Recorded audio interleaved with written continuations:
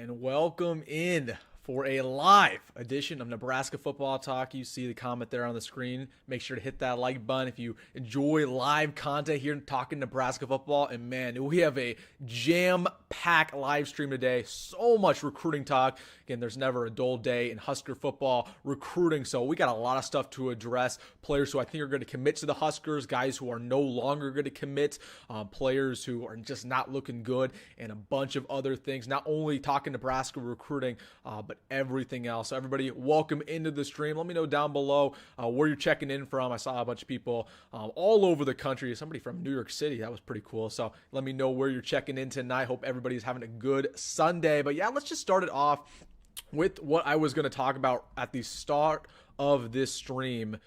And this is about Nebraska's official visiting weekend. So I'm going to share with you guys my screen here right off the bat. But let's talk about some of these guys who came on an official visit this weekend and what happened. So Bryson Weber is the first one, 4-star guy. According to 24/7, he's a 3-star, but composite, he's a 4-star, tall, lanky quarterback. He's going to fit this defense very well. Looks like he had a good official visit with Nebraska. Again, really like talking with Evan Cooper. Nebraska was actually his first ever offer, but talking about Bryson Weber, man, I don't love our odds to land him. There were a couple crystal balls that came in over the last couple of days to get him. I'm going to get to that in a little bit and why I don't believe that they have that much validity. But Bryson Weber, I mean, this is a player who's from Texas. TCU's going after him hard. I think TCU's the favorite. So I wanted to give you an update about Bryson Weber. Let's go down the list here. And then I want to talk about the crystal ball situation because we've got a lot of crystal balls. And some of them I think are valid. Some of them I don't think are. Chase Lofton. Man, this was a big storyline over the week. 4-star tight end out of Nebraska, number 2 player. And he got a couple crystal balls as well to commit to Nebraska. He was here on Friday, then went back home to Omaha on Saturday to attend a funeral for Coach Yano Jones, RIP Mr. Jones. I knew him in middle school, but then came back to campus today. So it looks like he had a good visit. But again, another recruit that's going to be hard for Nebraska to land. Texas A&M's going after him hard. Missouri is going after him hard. Florida State. So yeah. A couple others here. Houston Kahana Torres. Again, I'm sorry I butchered that second part of that last name, but another guy who hopefully had a good official visit. Again, I'm going to have a full video talking about this tomorrow. But man, I also don't love Nebraska's odds here. Arizona State was going after him hard. Michigan State. Again, hopefully you build that connection up with him. Now, the guy I do like our odds in is Jeremiah Jones up next. They don't have his updated measurables, but he's listed at 6'6", plays in the secondary. Louisville is our main competitor there. We blew him away. This guy's a very high 3-star, should be a 4-star. So feel good about him. And then Will Hawthorne's next up. I don't like our odds there. It's us or Iowa State, and he grew up rooting for the Cyclones. So a lot of good stuff here, but let's get into the bad, because there has been some bad recently for Nebraska recruiting, and that's just what happens. So let's go to Brian Tapu. This was the big shocker, honestly, today for Nebraska. A guy who I thought Nebraska was going to land. I actually pre-recorded a video of his commitment because I felt so confident he was going to commit to Nebraska either tomorrow or on Tuesday. On3 actually doesn't have this updated, but he committed to Oregon State today. I bet they have it updated on 24/7. But yeah, he committed to Oregon State. He was on an official visit to Oregon State. I mean, it came out of nowhere. This is a player who is listed at 6'8", 300 pounds. Another Polynesian guy, of course, I talk about all the time on Nebraska, loves these Polynesian offensive linemen. And we dropped the ball in his recruiting process. Clearly, he was wowed by Oregon State. Just a complete shocker. And that's been the theme of Nebraska recruiting over the last week, unfortunately. We've missed on a lot of guys. Another guy that we missed on, Emmanuel Choice, just committed to Oklahoma, 4-star wide receiver who we were kind of going after. He didn't come in an official, but we've had a rough going. So yeah, definitely not good here with this miss. We still have yet to have an offensive line commit, and some of the other players who were recruiting at O-line, it doesn't look good for him either. So yeah, I mean, this guy was a player who I really expected to commit to Nebraska, but let's talk about a guy who will commit to Nebraska probably very soon, and this is Makai Nelson. So I'll go back to sharing you my screen with Makai Nelson. This guy's a 3-star running back out of Connecticut, reclassified from 2025 to 2024. Of course, you probably saw my video about him a couple days ago. A guy who, honestly, I think he's a walk-on. I think he's a preferred walk-on, so he'll have an NIL package, but he's not going to add to that scholarship count. Here's the thing about Makai Nelson. He doesn't have many offers, right? You go through here. I don't even know if they have his offers listed, but I think he has a UConn offer here and there. James Madison offered him. So nothing really crazy, but he's a guy who is just another body to that running back room. And hopefully, when he's going into year 2, year 3, he can contribute. But, I mean, it's not really a huge storyline with Makai Nelson. I do want to mention On3 says he's committed. He is not officially committed. It was funny, actually. I don't know if you guys are on Twitter or not, but Sean Callahan broke the news that Makai Nelson committed, and the second he did it, he took it down and was basically and said, "Oh, he plans to commit," because Makai Nelson actually didn't make it official. And then Tim, I'm gonna butcher his last name, Tim Verghese, who's the insider at Rivals now for Nebraska Recruiting, he basically tweeted out, dissing Sean Callahan, saying, you shouldn't do that, you shouldn't drop the news early. It's a big deal for these kids. So I thought that was a little bit funny. But Makai Nelson, expect that commitment probably tomorrow officially, but it's a done deal. So that's a positive there. Nothing, again, that moves the needle. But I want to talk about the crystal ball situation, because everybody's freaking out about all the crystal balls that Nebraska's getting on these official visits. Let's talk about it. Okay, if you look here at our crystal ball, so we got a crystal ball for Bryson Weber. Okay. We got a crystal ball for Chase Lofton. Okay. We got a crystal ball for Brian Tapu. Again, didn't commit. We got a crystal ball for Noah King. All down the line.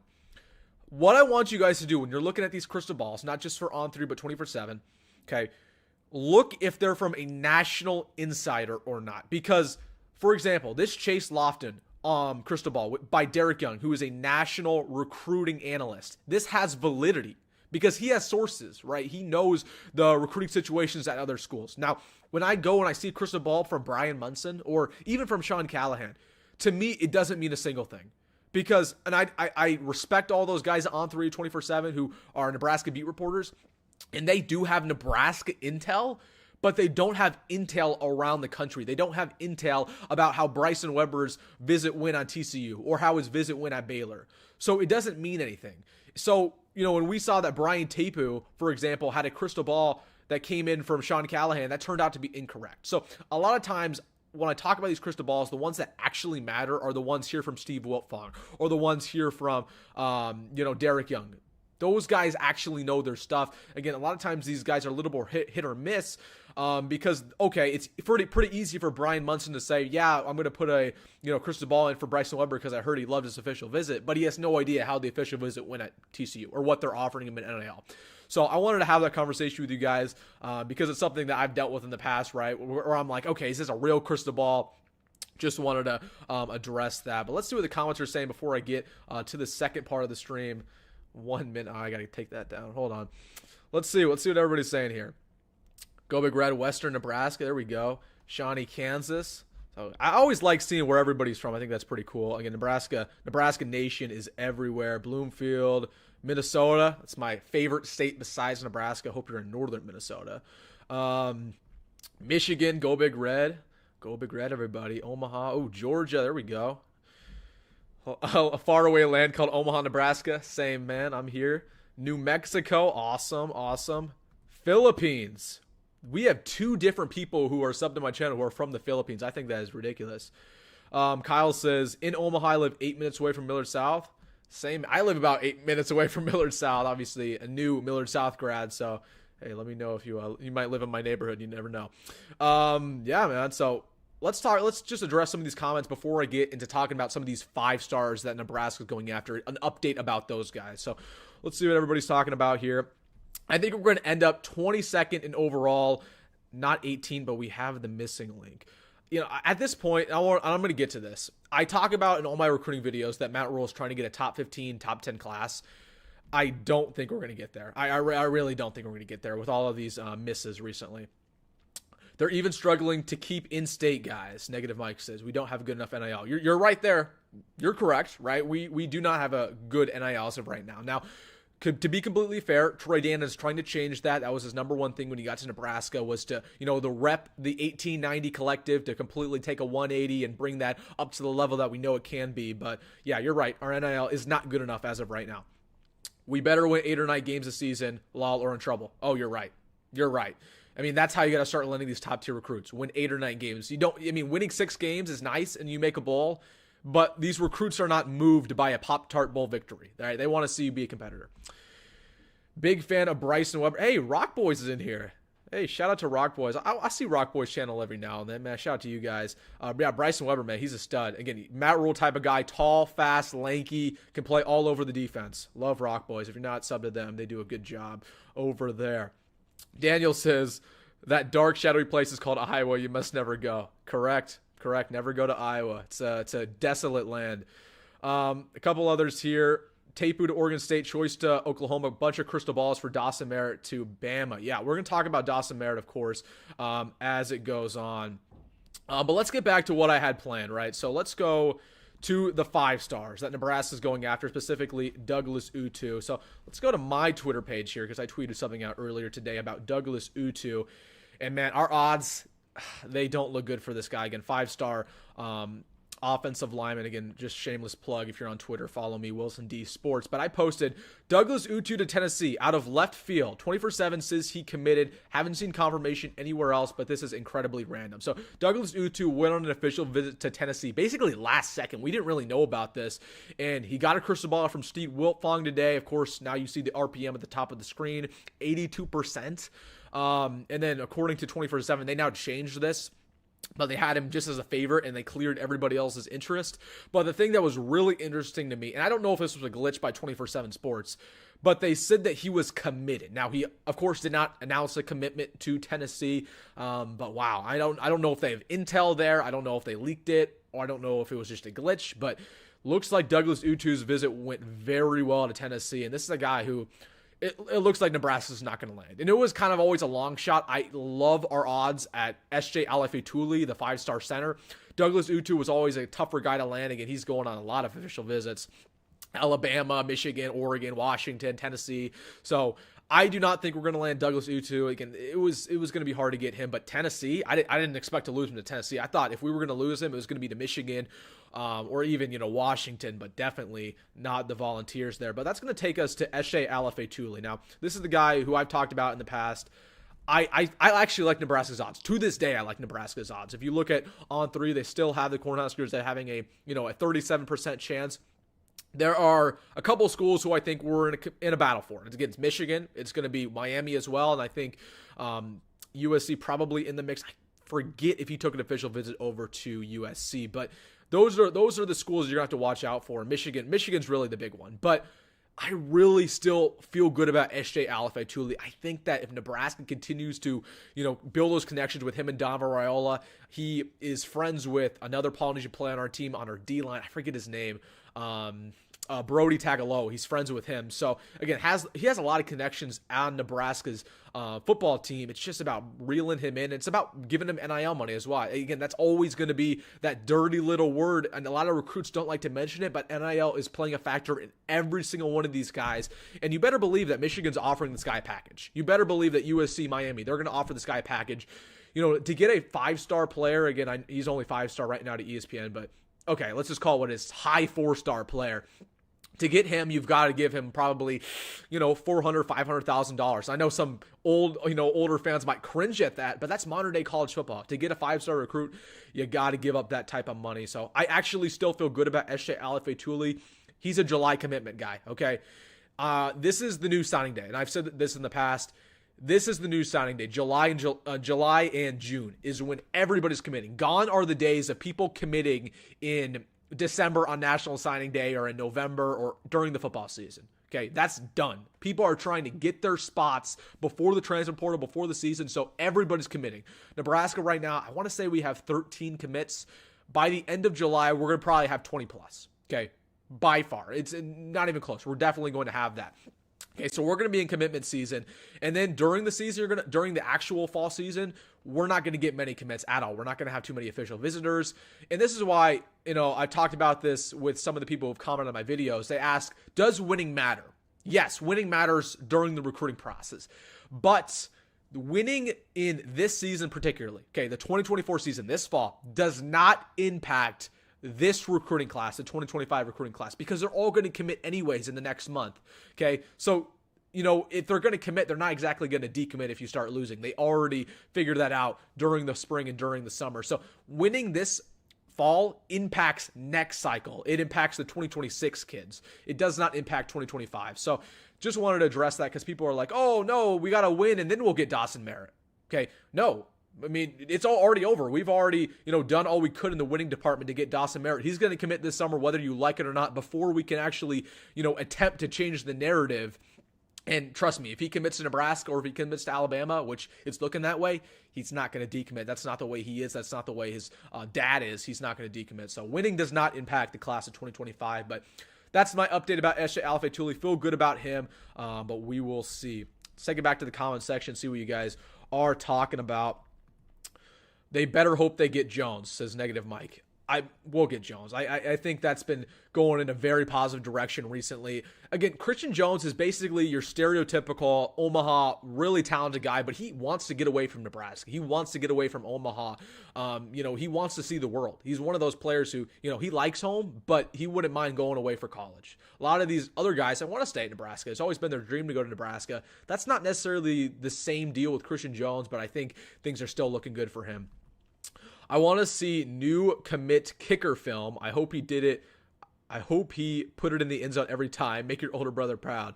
We got a new kicker. I want to say yesterday. I forgot his name. Jacob Hole, I believe. Hopefully he is an instant impact in that kicker room. We've talked about that all offseason. I mean, that's not a great, strength for the Huskers. Did you hear what TJ Lateef said about his recruitment? I did not all around. Let me know in the comment section what TJ Lateef said. Oh, here we go. He said his recruitment was still open. Worries me.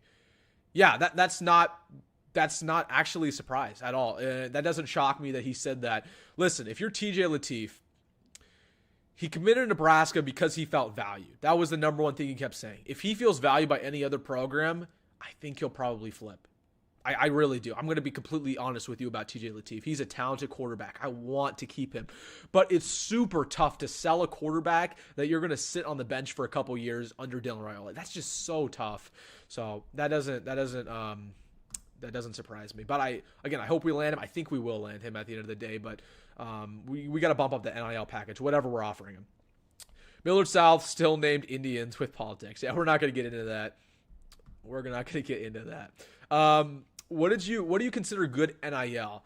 Yeah, so good NIL, let's say on a per year basis, or let's say for the 2025 class, good NIL would be to have at least $10 million allocated to one class. That's good NIL, right? That's what Texas A&M, Texas, Alabama, Georgia, they have at least $10 million allocated per class. Now, we got some intel recently, some insider info about last year's recruiting class for Nebraska, so 2024, and we only had about, I want to say $6 million, $5 million allocated, and a lot of that's going to Dylan Raiola. So that we do not have a good NIL collective. I'm not sure our numbers for this class, but yeah, to have a good NIL collective, you need to have at least 10 million. Ideally, you're up to 15 million because, again, all these 5 stars, they're demanding about 7 digits. It's ridiculous, man. It's ridiculous. We don't have the cars and penthouse suites to woo them like big baller schools. I mean, we could. I mean, well, come on. We have enough money to, buy a Lamborghini and have them drive it around. But listen, it's not a money issue in terms of the cars and the girls and all that. It's just a culture issue, right? Matt Rhule doesn't want to do that. Matt Rhule is old school, sometimes to a fault, but in this case, I agree with him. He doesn't want to do all that crap when it comes to cars because there's things that are more important than that. But sometimes recruits do unfortunately gravitate to, that rather than what they should, which is like playing time in NIL. So, yeah. This guy says, still got a chance to flip people on National Signing Day, have a winning season. I do agree. I do agree that we do have an opportunity to flip guys on National Signing Day. It's just a long time from now. It's a long time from now. Long time. If from Nebraska and don't know they want to be a Husker, whatever. Yeah. Okay. Whatever you're saying. So you're saying that if Christian Jones doesn't want to be a Husker or whatever, I don't agree with that because there's a lot of kids who are from Nebraska who are talented who might necessarily grow up being a Husker fan, right? There's a lot of instances in the past of guys who, were 4-star recruits who we should have landed but went to other schools and they were successful. So I don't necessarily agree with that. A year ago, everyone thought Dylan was gone to Georgia, but we know what happened there. I believe we get some guys to flip in November. You're not wrong, but Dylan Raiola was a completely different scenario. That was completely different, right? Dylan Raiola, in his heart of hearts, he always wanted to be a Nebraska Cornhusker. He grew up rooting for the team.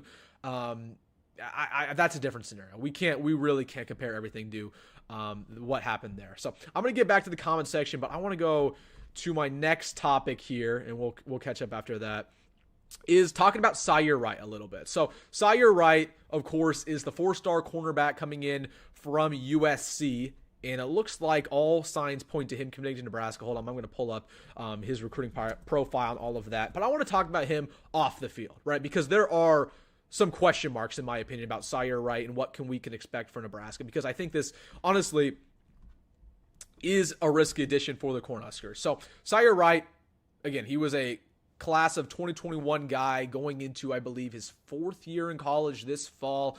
When you talk to USC fans, they actually really like this guy. He played a lot in 2022. I think he played 11 of their games, and he was very productive. You look at the measurables, 6 foot tall, 180. He's a track star, so he runs about a 4.4. So, again, really naturally gifted, Sire Wright is. He's just a player who you worry about the off-the-field stuff. You have to worry about that because if you don't know, he's an actor. Okay, so he was in Space Jam 2. He was in a couple other TV shows that you might have seen on television. So he actually has a very successful acting career. And one of the main reasons he committed to USC the first time around is he said he wanted to be closer to Hollywood. Okay, there's a red flag. That's a big red flag. Second red flag is that he was great for USC in 2022. In 2023, he was off the team. He was not with the team in 2023. Another red flag. Okay, so this guy has not been on a football team for about a year now. He didn't have any production in 2023. So that's another red flag. Here's what this tells me. Is Nebraska is desperate at the cornerback spot. And that's not a bad thing. Okay, because I don't believe in our cornerbacks. I think, specifically with Ethan Nation likely being on the way out, with Bly Hill being injured, our cornerback room is looking very slim. So you needed to add a guy like Sire Wright.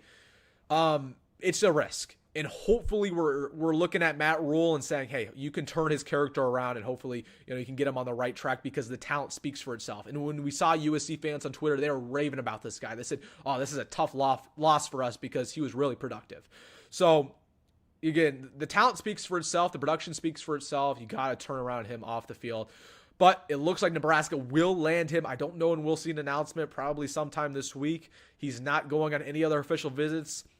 So it looks like the Huskers will get him. But let's take it back to the comment section, see what all of you guys are saying as always, man. I got a lot of comments to catch up to. I'll try to get to at least most of these. Panfilo says ours was over that last year. I'm not sure what you're referring to. The NIL Collective, our NIL Collective was not over 10 million last year. No, it was not. It was not over 10 million. It wasn't even close to 10 million. Let me tell you, it was not. Yes, this reminds me of last summer. So what Dion is talking about is last summer's recruiting process, right? When our recruiting class was not awesome last summer until about July, and we started to get a bunch of guys. I could see very similar things happening. The problem is a lot of the guys who want official visits to Nebraska, those are the players who are actually interested in us, committed elsewhere. So that's why I'm a little bit frustrated right now because we don't have backup options. Negative Mike says our NIL was around 3 million. No, it was around 5-6 for last year's class. Let's see. Nathan says, how's it looking for that 5-star lineman we're going after in 2026? Yes. So yeah, that's a good point. The Jackson Cantwell kid, so number 2 player in the country coming in from Missouri. And that's a guy who has connections to Nebraska. One of the most coveted recruits. He plays multiple sports, basketball, shot put. I really like our odds of Jackson Cantwell. He's going to, of course, his recruiting process still getting kicked off. It's going to really get in full gear next summer, but I like our odds of Jackson Cantwell, and that guy's the real deal. So definitely really like him. And you just got to win. Another player, if you want to get him, win football games. But I believe he grew up a Nebraska fan as well because his mom is from Nebraska. Nathan says, wouldn't there be holdouts in the 2025 class? We got Raiola in the 11th hour. Seems like there would be some like that every year. Okay. There's not going to be players like on National Signing Day. There's not going to be players who are uncommitted. There's very few of them who are uncommitted. There's going to be flips. There are guys who are going to be committed and then flip to other schools. Because the reason why people commit in the summer is because they're trying to get their spot. because they're not sure with the transfer portal, with the new age of college football, if they're going to have one when the season's over. So we're going to flip guys maybe if we win football games. If we lose football games, we're going to have guys flip from us, same way we saw it last year. And if we don't offer them enough NIL money, same thing is going to happen, right? We lost Kawan Lacey last year, who was one of the best running back commits we've seen for Nebraska in a long time. We lost him to Missouri, not because we lost football games, but because Missouri offered him literally double in NIL. Same thing with Carlin Jones. Carlin Jones, 4-star defensive lineman. We lost him in November. We didn't lose him because we were losing football games.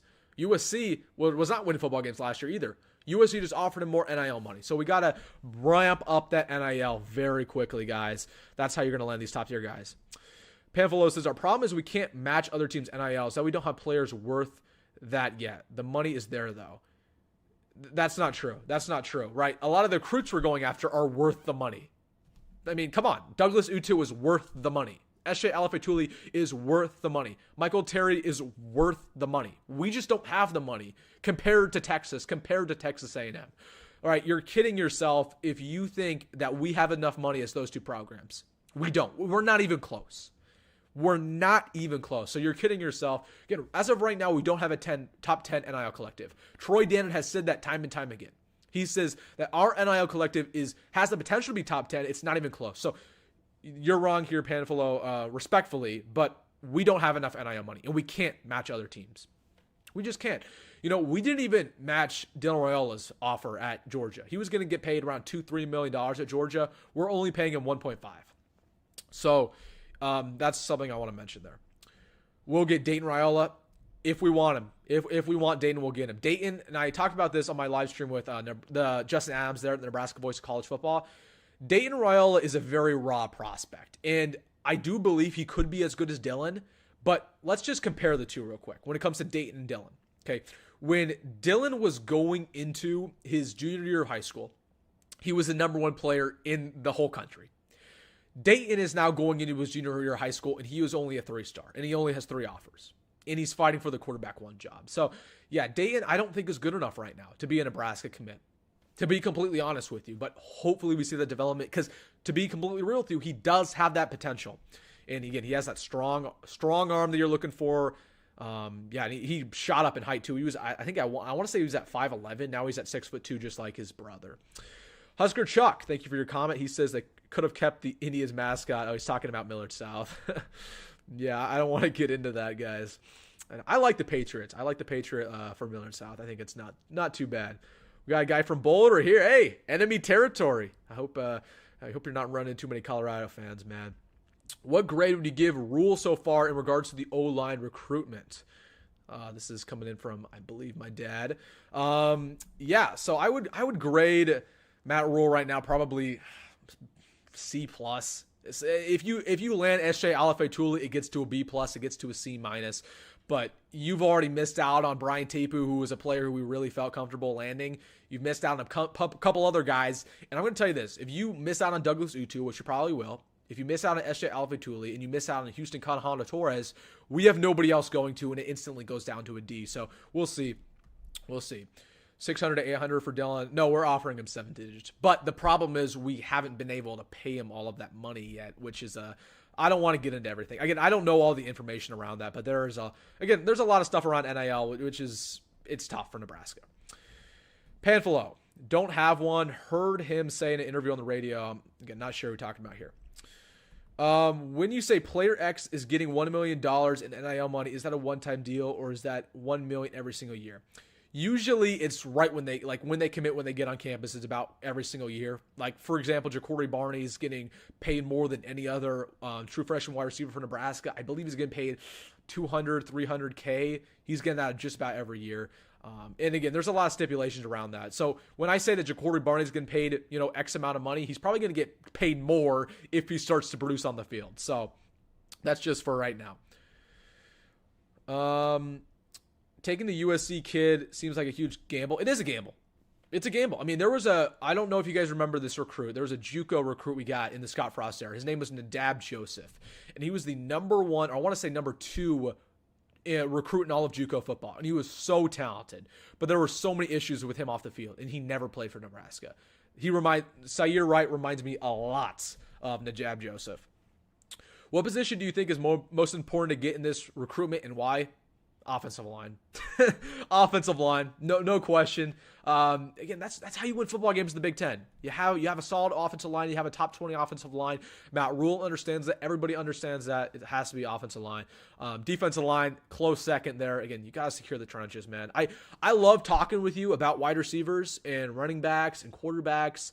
And quarterbacks are very important to land, don't get me wrong. And I think quarterbacks usually are the most important thing to land. But you already have Dylan. You feel good about that. Offensive line is most important. Have you heard or seen any things about the players in 2026? Not really. I'm going to start to dive into it in July, talking about the 2026 guys. I'll definitely have a video about that once we get into later July. But that recruiting process is starting to heat up, and we're going to see a lot of those visitors come in the fall. So definitely. Joe says he thinks the DBs are the most important. That's a good point. I do think the DBs are important, this recruiting process for Nebraska, because, again, our cornerback room is terrible. It's awful. Really, really bad. All right, I'm going to answer a couple more, and then I'm going to get to the second thing I want to talk about in this live stream. So, yep, Dion, we are desperate there. Matt Rhule's always looking for multi-talented guys. You are correct. A lot of talent rolling into town. Not now. I mean, official visit period is over, right? This was the last official visiting weekend of the year. We're now in the dead period, guys. We're now in the dead period. We will not see another official visiting, weekend until the fall. And that's when the 2026 guys come on campus. So, a lot of talent rolling in town. Not yet, but I will tell you this. It's commitment season, folks. So strap up. All right. I want to talk about this next thing. I'll get back to the comment section, see what you guys are all saying. So I'll try to catch up on everybody. But I want to talk about a comment, I want to talk about this. I want to talk about the D line here. I want to talk about the D line because I got some comments about it, particularly with Ty Robinson. So I posted a video today about the defensive line, and I put in the title, if I think it's the best in the country. Now, I don't actually think it's the best in the country. I think there's a chance it could be, or at least one of the best in the country. But one of the things that I got some slack on was about Ty Robinson. Okay, I honestly, to be completely real with you, have not been that high on Ty Robinson's entire career. Ty Robinson is a defensive end in our 3-3-5. Okay, historically, he's been a D tackle. He's a D end now in our new defense. And you want him to get to the quarterback. And I said in my video that I actually really like Ty Robinson in the running game, but I don't really like him in the passing department. And Ty Robinson only had 1 sack last year. He had 2 in his best ever season. I mean, he needs to step it up for Nebraska. And that's really what I'm thinking about Ty Robinson. So to all those people who are in the comments like, oh, why are you so down on Ty Robinson? I'm not. I think he's a really good player. But you look at the tackles, 30 tackles, 1 sack from last year. Nash Hutmacher had 40 tackles and 5 sacks as a nose tackle. That's incredibly hard to do. He completely outproduced Ty Robinson. So I wanted to address that very quick before I get back to see what everybody's talking about. But yeah, let's get back here to the comment section, see what's going on. Guy from Texas, there we go. We are developing players that see a vision, a real vision for change. I agree with that. I think a lot of these Nebraska players or Nebraska recruits, they're buying into Matt Rhule's vision, and they buy into, what they think is going to happen in the future for Nebraska. But the problem is you just can't land a lot of these 5-stars with only a vision. You actually have to have a real tangible product, a product of winning. And that's why we're not really getting guys like Merritt or, Douglas Utu. Need to use the stadium renovation money for recruiting? Bang! Dion, thank you. Been saying this for a while. Completely agree.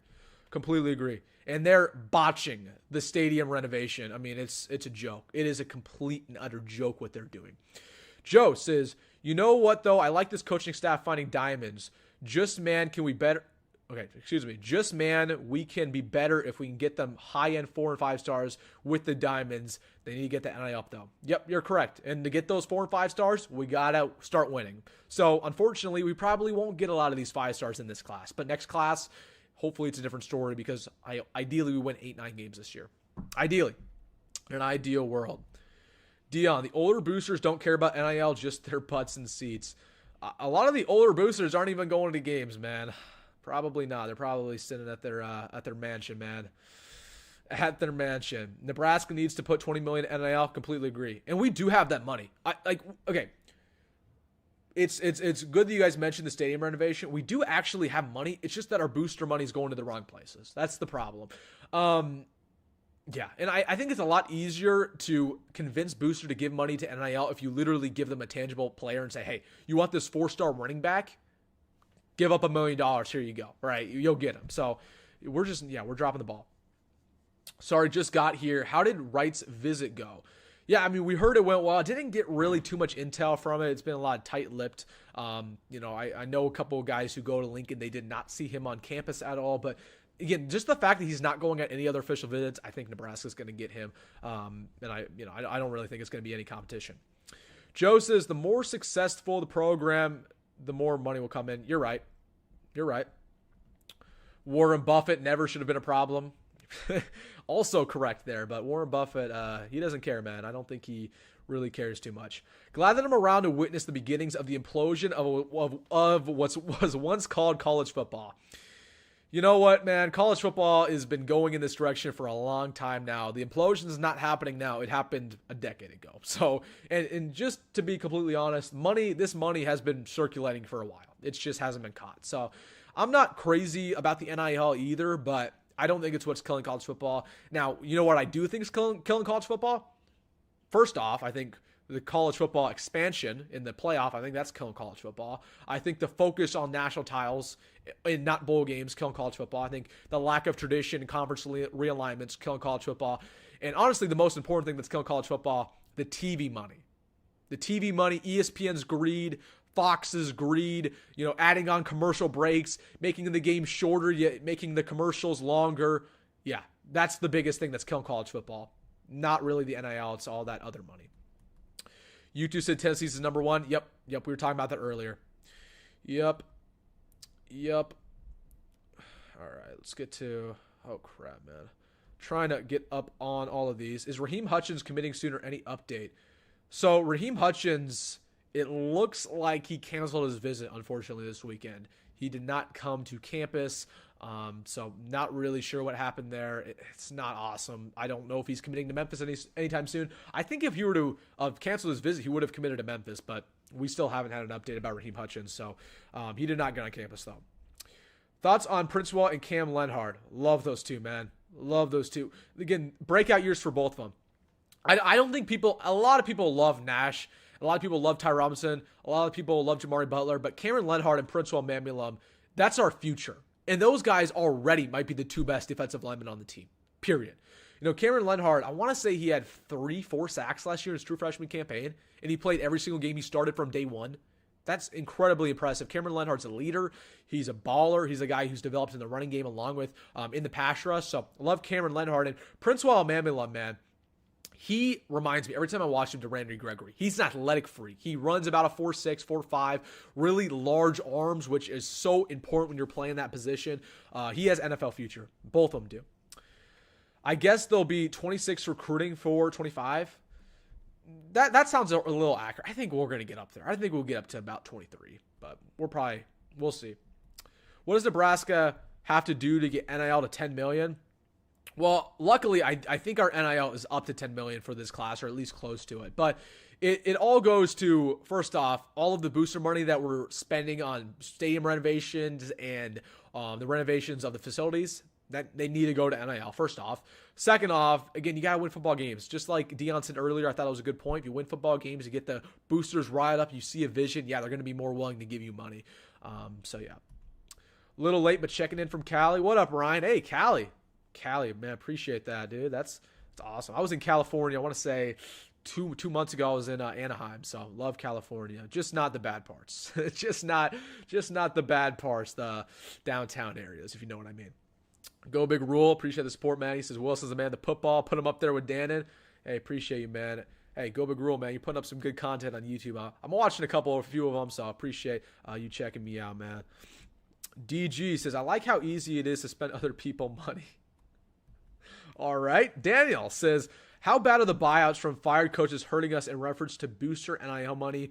Scott's getting paid a lot to not coach for us. I don't think it's really impacting us. I really don't. Like, we're not paying Mike Riley any more money. Bo Pelini, I don't believe is getting any more money from us. Yes, Scott Frost, what was he owed at this point? I mean, he was owed a ridiculous amount. We're looking, I think, $30 million, I want to say. A lot of times we pay that up front. So I don't think it's impacting us. And I don't think Scott Frost is getting that full money that he was owed, by the way, either, because there's a couple issues there. So I don't want to get into the Scott Frost drama, but just know he is not getting all of the money that he's owed, and he's not happy about it, according to people that see him around in Arizona. So yeah, he's not getting all the money that he is owed. So I don't think it's impacting NIL. If Nebraska loses to UTEP, we are screwed. You're darn right we're screwed, but you know what? I don't think we're going to lose. I don't think we're going to lose to UTEP. Whatever happened to Michael Terry, are we still in the mix for him? Yeah, we're in the mix for Michael Terry. He's just went on a couple of other official visits, Texas A&M. He was at Oregon this weekend. Again, we'll find out in a couple weeks when all of these guys commit. We're in the mix. Just got to offer that NIL money, build that connection, continue to recruit him at wide receiver. Again, all these other programs are recruiting him at defensive back. He wants to be a wideout, and we'll see what happens. We'll start 6-0. I got faith. Hope you're right, man. I hope you're right. But if history tells us anything, we won't. History tells us anything. Terry is definitely not coming to Nebraska. Negative Mike, man. You gotta stop being so negative, bro. You just gotta stop being so negative. I mean, listen, I like to come off as positive in my videos. When we get to the live streams, I'm a lot more, I want to say, rational, maybe a little bit pessimistic sometimes, but I'm not that negative, Mike. Come on. You take it to a different level. You are incredibly negative, my man. Let's Kool-Aid season. We got to keep the Kool-Aid flowing. If Dylan gets hurt, do you see Jalen Gramstad being quarterback 2 after he learns the system? It's tough, Cade. It's tough because when Matt Rhule was actually talking about Jalen Gramstad the other day, he said that he doesn't know if he's going to be quarterback 2. He said he might just be quarterback 4 when he's on the roster. So it's going to be tough. Hopefully he gets on campus as soon as possible and learns the system. He's a boomer bust player. He's 1 year of eligibility. Odds are I give him about a 40% chance to be quarterback 2. I think it'll probably be Hoiberg, to be honest. How do we feel about the Gorman trio? Yeah, I talked about this earlier. Again, don't like our odds with Utu. It's over for him as far as I'm concerned. SJ Alafetuli, I still think we're in the leader in the clubhouse, but watch out for Michigan and Miami. And then the other one, Ale Kalanvalu, don't like our odds there either. Do you see Jaden Doss is changing to defensive back? Yeah, I don't like that. I love Jaden Doss as a wide receiver. I thought he was super talented. That just didn't make too much sense to me. But to be honest with you, he's an athlete. He's honestly an athletic freak. And Matt Rhule said that not only is he switching to DB, but he's going to be a productive DB. So honestly, he might be in the mix from day one. He's kind of like a Tommy Hill player who can play both positions. So wouldn't be surprised if Jaden Doss plays this fall at DB. So I think he's a really good player. Just got hit by the injury bug. What is your biggest concern positionally on the team? Linebackers. Yeah, so I'm going to be talking about the linebackers in my next positional breakdown. That's a concern for me. It's linebackers and the secondary, mostly cornerbacks. Cornerbacks, my number one concern. Linebackers, number 2. There's so much talent in that linebacker room. Like, I love Buda Wright. I love Makai Gabeir. I love Vincent Shavers. They're all unproven. You have 1 or 2 proven guys. You have, of course, our transfer coming in from Syracuse, and then you have the walk. I can't remember anybody's name right now. You have, I just made a video about these linebackers, and I can't think of their names. You have the walk, John Bullock, and those are your 2 most productive linebackers. So we'll see what happens there, but a lot of raw talent. Hopefully, a guy steps up like a Makai Gabeir. Holy cow, dude. I'm trying to catch up on everybody's comments, but, every time I answer one, I go down, and there's 20 more. So, anyways, Negative Mike says, Thomas, if you would like to donate a Lambo, Terry might consider. Negative Mike, man, I'm going to stop responding to you for a little while. You got to be a little more positive. Fong Wei. Again, I'm trying to get everybody's comments here, and then I'm going to get to another bit here. So keep putting these comments in, everybody. Make sure to like this stream if you haven't already. And hey, just a shameless plug. I know I don't talk about my socials really ever, but if you're on Twitter, by any means, follow me. I tweet about the Huskers on there, Wilson D Sports. And while you're at it, if you're on Instagram, slap me a follow, Wilson Dimon, if you want to see a little bit of my personal life. But besides that, up there at the corner. But let's get to some of the other. Any talk about our new kicker commit? Yeah, so we got a 5-star kicker commit. Jacob Hole, I believe is his name. Hopefully he's an instant contributor. We'll see what happens. We'll see what happens. Again, I haven't watched this film or anything. I'm not going to dive into a kicker too much, but again, we'll see what happens in fall camp. That's something that I'm absolutely going to be dialed into. See what happens when it comes to Tristan Alvano, Nico Ottamelli, and then Jacob Hull. That's a three-way kicker battle. I feel great about that. As Nebraska fans, we don't really feel good about Tristan Alvano, specifically after what he did in the spring game, what he did last season. Matt Rhule is understanding, and he added some more talent there. So we love that from Matt Rhule. Dion says, got to win at least 7 or 8 and recruiting get a lot easier. You're right. You're right, man. Oh, everybody's shaming Negative Mike. Yep, continue to shame Negative Mike, guys. Come on. We gotta shame this guy a little bit. He's a little too negative. He's a little too negative. Listen, Negative Mike, I do resonate with you a little bit because I was in your shoes a little bit. In 2022, when Scott Frost was our coach and we were going into the season, I knew Scott Frost was going to be fired. I had no belief in Scott Frost, and for that reason, I was negative. I was just negative like you. But the reason why I'm not negative anymore is because I believe in Matt Rhule. I believe that he's changing the culture, and I believe that we're going to win football games under him. So if you believe in Matt Rhule, Negative Mike, I think you should be a little bit more positive. You know, it's Kool-Aid season, man. It's Kool-Aid season, man. Can't wait for Coach Prime and his boys to visit Lincoln. Yes, sir, dude. I have a video coming about that this week. Me and a guy who is a Colorado expert who goes there to University of Boulder. We're going to be chopping it up, talking about that matchup, a little extra early preview. And I'm going to be asking him a lot of questions about Colorado, about a lot of the bandwagon fan stuff. So we'll see what goes on there in that interview. Watch out for that video. Again, we've got a lot of stuff planned, man. I mean, I'm making a video every single day, and the ideas are still rolling in. I love talking Nebraska ball. Love it. Negative Mike, change it to positive Mike and manifest a winning season.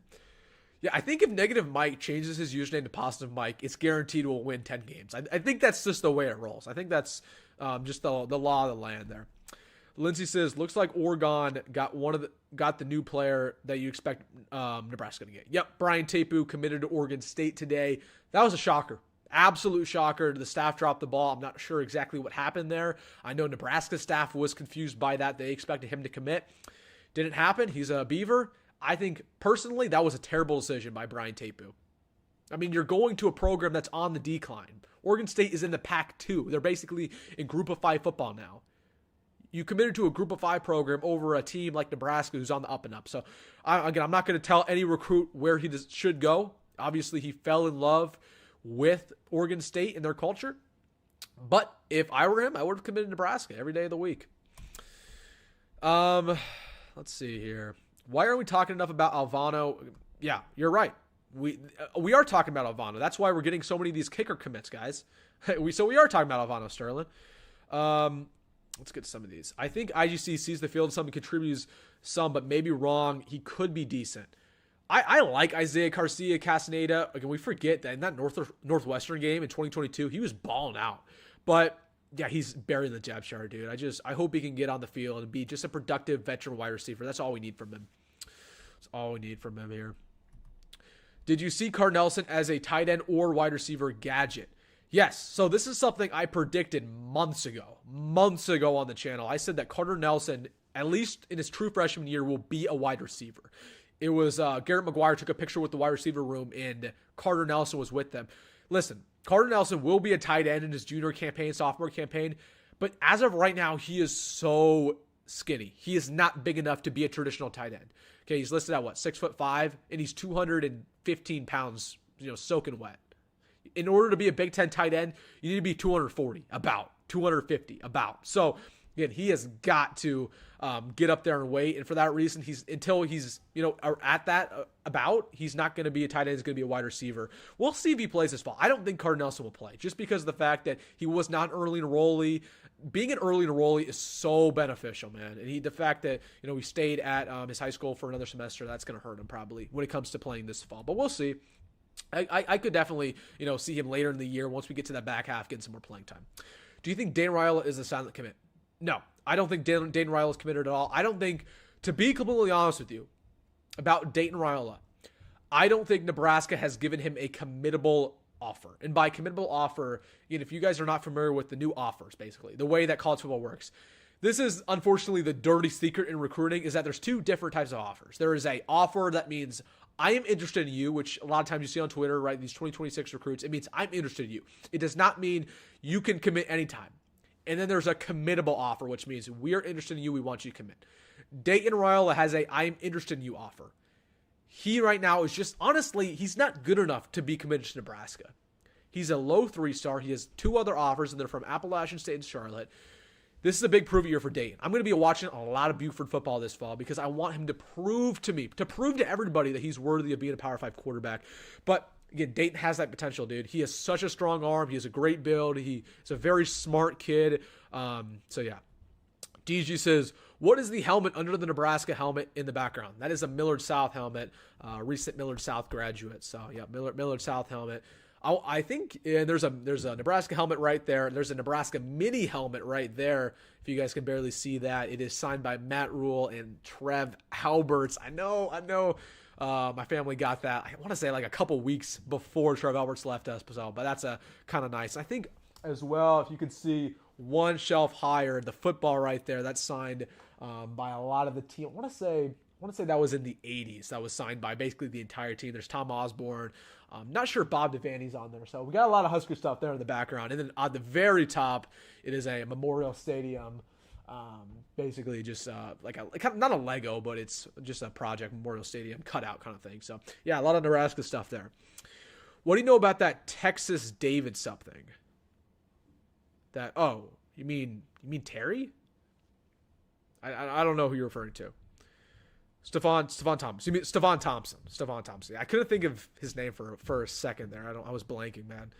We got a Washington State, man. Okay. Again, I just love one of the coolest things about Nebraska Football Nation is all the time I get comments. I'm from Hawaii. I'm from the Philippines. I'm from New York City. I'm from California. I'm from Arizona. I'm from Texas. I'm from wherever. I think that's the coolest thing, man. Nebraska Nation's everywhere. It's everywhere. Are we recruiting the 5-star tight end from Kansas? We are not. You're referring to Lincoln Cure. He's going to probably commit to Kansas State. We are not recruiting him. Correct, Wilson. I believe in Coach Rhule. Yep, I believe in Coach Rhule too. He is the real deal, as conservative Husker is saying. And then negative Mike says, I believe in results on the field. You're not wrong. But Rhule only had 1 season. And a lot of those players were not his players. So you got to give him a little grace. Daniel says, 1 10-win type season enough to completely flip the narrative in landing these top recruits, or does the track record need to be longer? Option 3, let all of Nineveh and donate. Let's all buy Nineveh and donate to 1890. Okay. Yes, 1 10-win season is enough. It is. It's enough. Because when recruits see that you went from 5 wins to 10 wins, that is all that matters. So you don't need longer than that. If you win 10 games next year, we're going to be landing top 4 stars and 5 stars. So get hyped up. But you got to win that first. So, yeah. Do you think recruits are going to decommit and go to Nebraska if we win? Yes, but I don't think they're the type of recruits that we're thinking of right now. Like Dawson Merritt, I don't think will decommit from Alabama if he ends up committing. I don't think Michael Terry will probably end up decommitting. I don't think Douglas Utu will end up decommitting. The type of players who are going to decommit and go to Nebraska if we win on National Signing Day are players, as of right now, we have never heard of. Like that's literally what happens in recruiting. For example, Keona Wilhite, 4-star defensive end we got like in January. We did not know that guy's name until we offered him the second he decommitted from, I want to say it was UCLA. Okay, we didn't know his name. So the guys, we probably will land some flips. They're just not players that we know of right now, or players who are honestly pretty obscure. What running back transfers after the season? I think it'll probably be Gabe Irving, honestly. It just depends on how it shakes up this year, right? Ramir Johnson is graduating. Dante Dowdle probably won't transfer again because he'll have to sit out. Yeah, it'll probably be Gabe Irving. It'll probably be him. Him or Emma Johnson. It just depends on which one of them gets more playing time. And the other one will transfer. Oh my gosh. Accent says, speaking of skinny tight ends, what's Lofton sitting around? Yeah, Lofton's around, it's 210. 210 on a good day. A lot of times they like to put, I don't know what he's listed on 24/7. He probably, honestly, might be listed a little bit higher. There's no way he's higher than 210. Again, seeing that guy in person, he's probably around 210. He's also, I think they have him listed at 6'5" on 24/7 and on 3. I don't know if you guys can tell. A lot of people think I'm short, by the way. I'm not. I'm 6'3". Lofton, when I was in the hallways of Millard South, he was exactly my height, if not like 1 inch taller. So I'd say he's about 6'4". But yeah. Fongway says, don't you think a lot of hinges on that O-line last 2 seasons? Haven't we gone from terrible to mediocre? Oh, so okay. Do you think the O-line has went from bad to good? Yeah, I think the O-line's actually looking pretty good for Nebraska this year. Ben Scott, our center, is awesome. I think Henry Lutovsky is going to be awesome. I think Micah Mazuka is going to be a pretty productive player, if he figures out his off-the-field issues. Micah Mazuka is a guy who, he has played the best historically in the biggest games in his career. Like, when he plays the biggest teams, he plays the best. Bryce Benhart's only getting better. Turner Corcoran's only getting better. The only concern is the injuries in that room. Only concern, because the O-line gets hit by injuries more than ever. All Around says, this adds nothing, but I met Makai Nelson in the spring game. I thought he was a very quiet and shy person. Don't know him well, though. Yeah, I've never met Makai Nelson. I was basically up next to him at state basketball, so I didn't talk to him or anything, but I wouldn't be surprised if he's a shy guy, but yeah, he's very small. I mean, you see him in person. I bet you can attest All Around. He's skinny. He's very skinny, but he's tall. He is tall. Off subject, do you think Adrian Martinez will be playing the NFL this year? I think he'll get a shot. I think he'll probably get a shot at camp, but I don't know if he, makes that 54 roster. Was he talking David Sanders? I don't know. That person might be referring to David Sanders, but I don't think we're going to get David Sanders. so let's put it off to the side. We're not getting David Sanders. We have 0% chance. 0. Louisville, Kentucky, Winston-Salem, North Carolina. That's awesome, man. That's awesome. We should go after that tight end. He's from Goodland, Kansas. He is a dude. Yeah, Lincoln Cure is awesome. He is Lincoln Cure. A lot of people remember Thomas Fedoni as a recruit and how good he was. Lincoln Cure, the 5-star tight end from Kansas, he's 5 times better. That guy's insane, dude. That guy's awesome. Who is your favorite commit in the 2025 class? Personally, I think Terry is going to be a stud. Positive Mike. Hey, look at that. We have a positive Mike. We have a negative Mike. This is a different guy. That's a great question. Let's go into it, guys.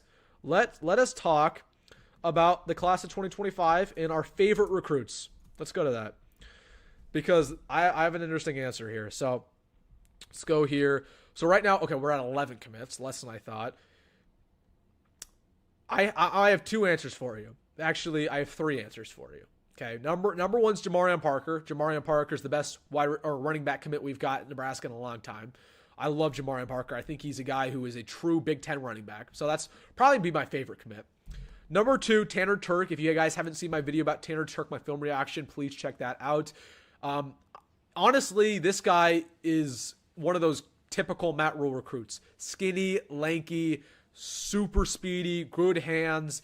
Man, he was making plays. I love Tanner Turk. He's a diamond in the rough. Number 3 would have to be Bryson Hayes. Bryson Hayes runs a 4.3 40. I mean, come on. I mean, Tyreek Hill 2.0 right here. So those are my favorites. This 2023 class or 2025 class, it scares me though, because there's guys that I don't feel the same way about. Because Matt Rhule is all about getting diamonds in the rough. He's all about getting these, and don't tell Matt Rhule I'm saying diamond in the rough because he doesn't like that term, but he's all about getting guys who, are risky, basically. They're risky additions. Malcolm Simpson is, in my opinion, is actually a risky addition. Okay, honestly, watching him on film, I didn't release a film breakdown about him. I don't think he's a 4-star quality guy. I think he's a high 3-star. There's a reason why he probably doesn't have that many offers. I don't love Jackson Carpenter. I really don't. I don't see it with Jackson Carpenter. I'm going to be honest with you guys. I'm not going to sugarcoat things. I don't love that addition for Matt Rhule. Caden Ramas, I don't love. Connor Booth, I don't like.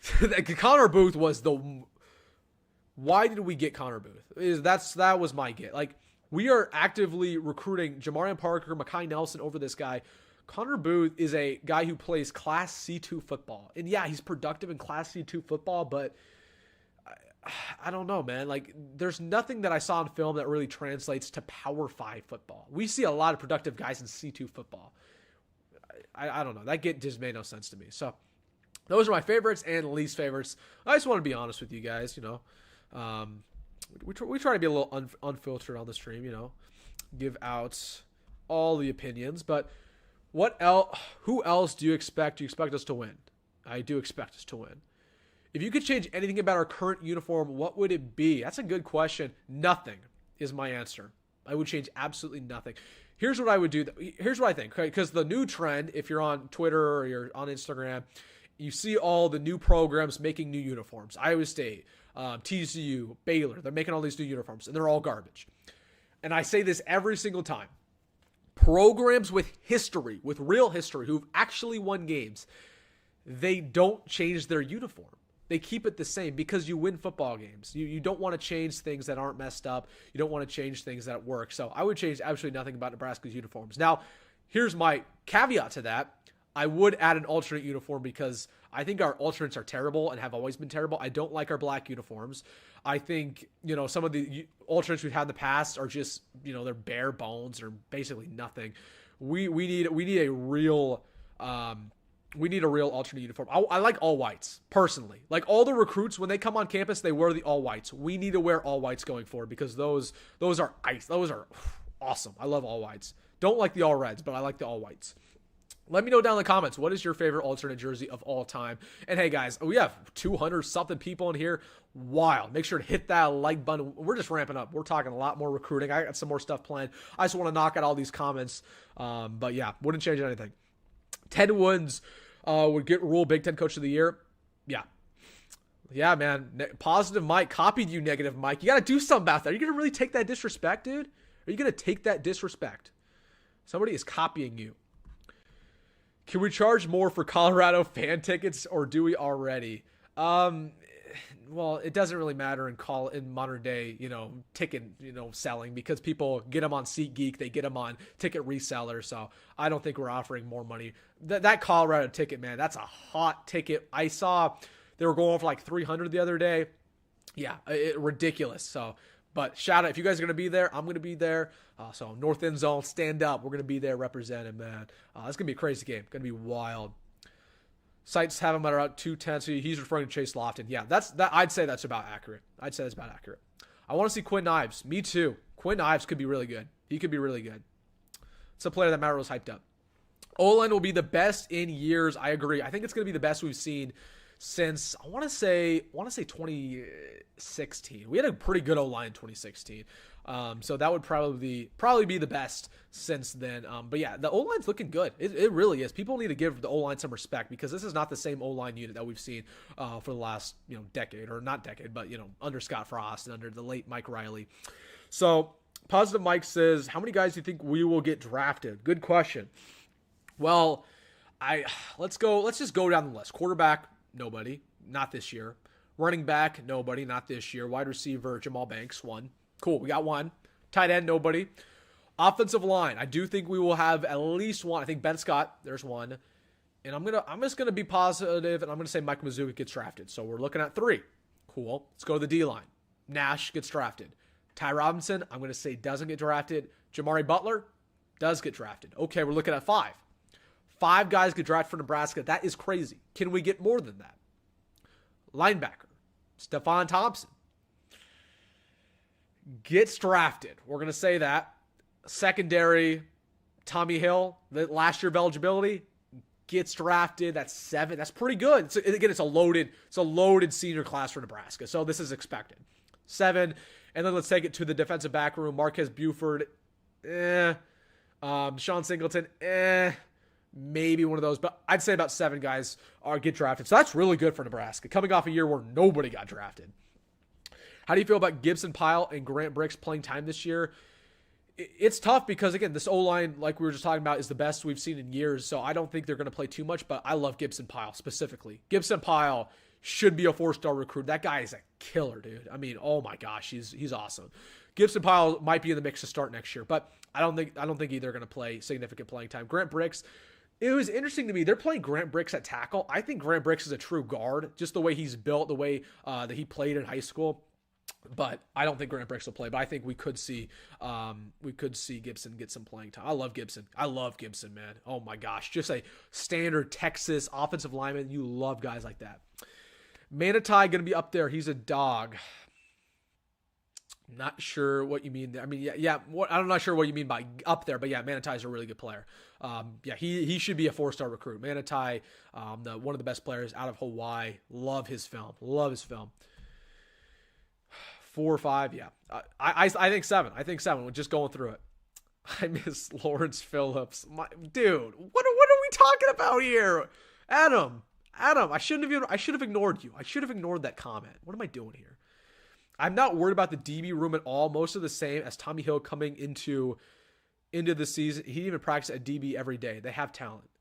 Okay, I'm not worried about the safeties, but I am worried about corners. Tommy Hill, yes, he's good, but Tommy Hill had cornerback experience.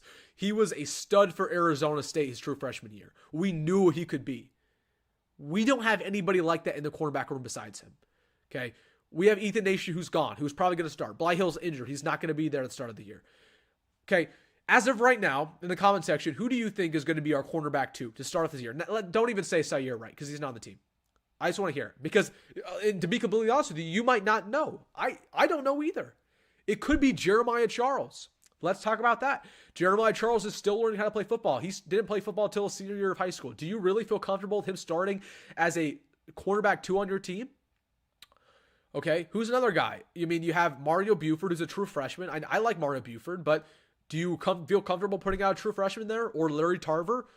You have Dwight Boodle, who's coming off of injury, who's a second-year player. Do you feel comfortable putting Dwight Boodle up there? I don't either. So, yeah, it's not a good secondary. It really is. It's not a good cornerback room. I say that with a grain of salt. The safeties are very good, and that should mask a lot of our issues. I think here is what I actually think. I think our safeties are really talented. And I think Marcus Beaver's going to start. Deshaun Singleton's going to start. And Matt Rhule will find out in spring practice how bad our corners are. And he's going to put, unfortunately, Malcolm Hartzog back at corner because I think that's the only thing that he can do there. And I don't think that's good because Malcolm Hartzog is burnt toast, dude. He struggled last year.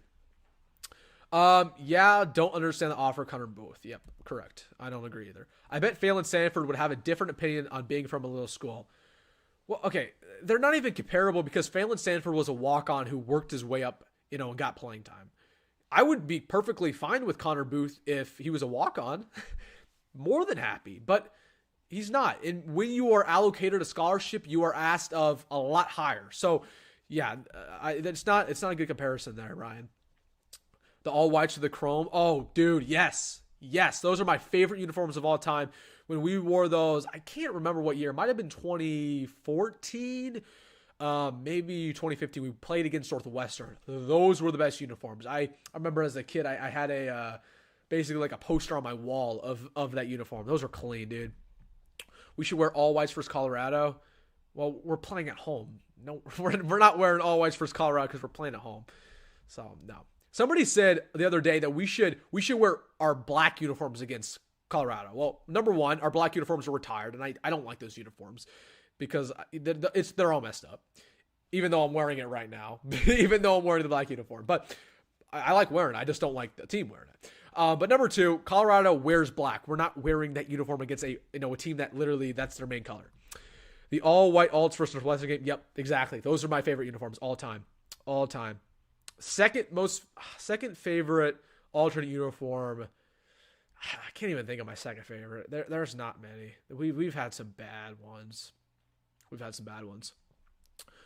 Who do you think will be our highest star commitment this year? Right now, I think it's going to be S.J. Alafetuli. I truly think we land him. I really do. And maybe I'm too positive in that regard, but I think Nebraska's going to get him. If not S.J. Alafetuli, when it's all said and done, Jamarian Parker. Somebody said Christian Jones. Christian Jones is not as good of a recruit as Jamarian Parker. I don't think so, at least. Maybe he will be, but I don't think he's good. Missed out on the 5-star rumors. What was it? Yeah, we talked about Douglas Utu and S.J. Alafetuli earlier in the stream. Douglas Utu, the rumors are he is a silent commit to Tennessee, and then S.J. Alafetuli still like our odds there, and then Ale Kalanavalu don't like us, to say the least. World Series tickets prices were high. Yeah, ridiculous, dude. I was looking at them earlier today because I was like, maybe I'll sneak down there tomorrow. Last time I checked, they were, I want to say for standing room only, they were $270. I think if I were to check right now, they would be $400. So I will not be going down there tomorrow, unfortunately. I'll be watching on television with the Stanley Cup on the other monitor. It's gonna be a good sports day tomorrow, folks. Ooh, really good sports day. So definitely excited about that. What do we got here? Oh, people are saying their predictions here. For they're gonna start. Yep, I agree with you, Cody. Yep, Hartzog. He might move back, even though I don't like that. Will you say Roger Gradney is the armpit sweat of the DB room? Dog, no, I'm not answering that comment, bro. That's disrespectful. That is disrespectful. Hoiberg, bro. If Hoiberg plays as our quarterback 2, something has gone wrong. We are screwed. I mean, call an emergency. We are screwed. Doss, because Rhule is that guy. It's good. I forgot about Jane Doss. Yeah, I mean, honestly, I could see that. Thought he said quarter, not, yeah, I'm sorry. Quarter, corner, they sound very alike. I do that in my videos sometimes where I say cornerback, and I think people think I'm saying quarter, but no, corner. I should just say defensive back. That's easier. Or nickel corner. Hartzog has talked about the move to wide receiver. You're kidding. There's no way. No, that can't be right. Move a wide receiver to DB. We already did that with Jane Doss. We're likely not going to move another one. Does Arizona State play Colorado? I don't think they do. I do not think they do. Oh, it's my man Mike. Dude, we have so many mics in the comment section. This is one of my favorite mics. He loves Jeff Sims, so give this Mike a lot of grief in the comment section for this Jeff Sims is his main man. Mike, I'm trying to get a fan here in the background for you. I ordered one, so we'll see what happens there. Positive Mike. We have Mike, we have normal Mike, we have positive Mike, we have negative Mike. So we got all the mics here, folks. The Mike aura is off the charts. How long till Tony White is off as a head coach? It's got to be close. Listen, a lot of people like to say Nebraska's defense is going to be a top 20 unit this year. In order to be a top 20 unit, you also have to be comfortable with Tony White leaving after this year. And I truly expect him to leave if it is. So, yeah, and people always say it's about the right job. They're correct. It is about the right job. But I think, again, it's his time. It's his time to be a head coach. I remember he was at Syracuse before us, okay? And Dano Babers was the coach at the time. And he said when Tony White left for Nebraska, he was shocked because he thought that Tony White was going to leave for a head coaching spot. So Tony White's ready, man. He's ready. Sorry about that. Got to refuel. Lindsay says, does Nebraska have any other people besides the... Lindsay, you got to write your stuff better. Does Nebraska have any other people besides the quarterback? Come on, Lindsay. What are we doing here? I don't know what you're talking about there. If Tommy Hill is one of our best players, we're in trouble. I disagree. It's hardly disagree. Out of all of our players last year, Tommy Hill graded out as one of the best in the country. Like, Tommy Hill's a good player. He really is. He turned up at that later part. Yeah, I like Tommy Hill. I really do. I think he's a stud. I think he's good. Rory, hey, appreciate you seeing you in this live stream. Rory, got to point out that we're forgetting about Deshaun Singleton coming off an injury. In my opinion, he played well. Oh yeah, I love Deshaun Singleton, dude. He's a hard hitter. He's that stereotypical strong safety that you look for. Yeah, he's going to start this year for Nebraska, and he's going to be really good.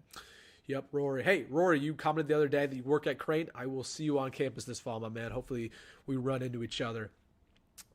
Grant says, do we still have a chance at landing Michael Terry? Yeah, I talked about that earlier. I do think we have a chance. I do think we do. We'll see. I mean, he's going to commit in July, so yep, he will commit in July, but I do like our odds. Quick check here. We have a bunch of people in this stream, guys. All of you are Nebraska fans, I would hope. And if you are a diehard Nebraska fan and you are somehow not subscribed to the channel, what are you doing? We are posting a video every single day about Husker football. We're talking recruiting, updates, breaking news, the upcoming season. I mean, come on. Like, if you were somehow in this live stream and you're not subscribed, hit that subscribe button, folks. I mean, I got so much planned. I can't wait to share it with you guys. All right, let's get back to it. Second favorite were the black ones against UCLA, but we lost. Yeah, I didn't like those. I don't like those. I only like the icy whites. Any Dawson Merritt news? Alabama. I don't know. Again, it feels like what's weird is that it feels like he should already be committed to Alabama at this point. And the longer he waits, the more I like Nebraska's odds. But here's what happened. All right, here's the timeline of events on Dawson Merritt. He went to Tuscaloosa. all of the Alabama smoke started. Then Nebraska played defense. They got on a Zoom call. Oh, all the Nebraska smoke started. And then recently we got all the Alabama stuff back, and it's looking like he's going to be a part of that Crimson Tide. But honestly, I don't know if he's decided yet still. But I don't know. I feel like I'm talking about Dawson Merritt too much, so I'm just going to literally wait till he commits at this point. But it looks like it's Alabama. And that's just, we're going to lose guys to Alabama. That's just the way it is. I don't seem to like Hoiberg. Yeah, I don't either.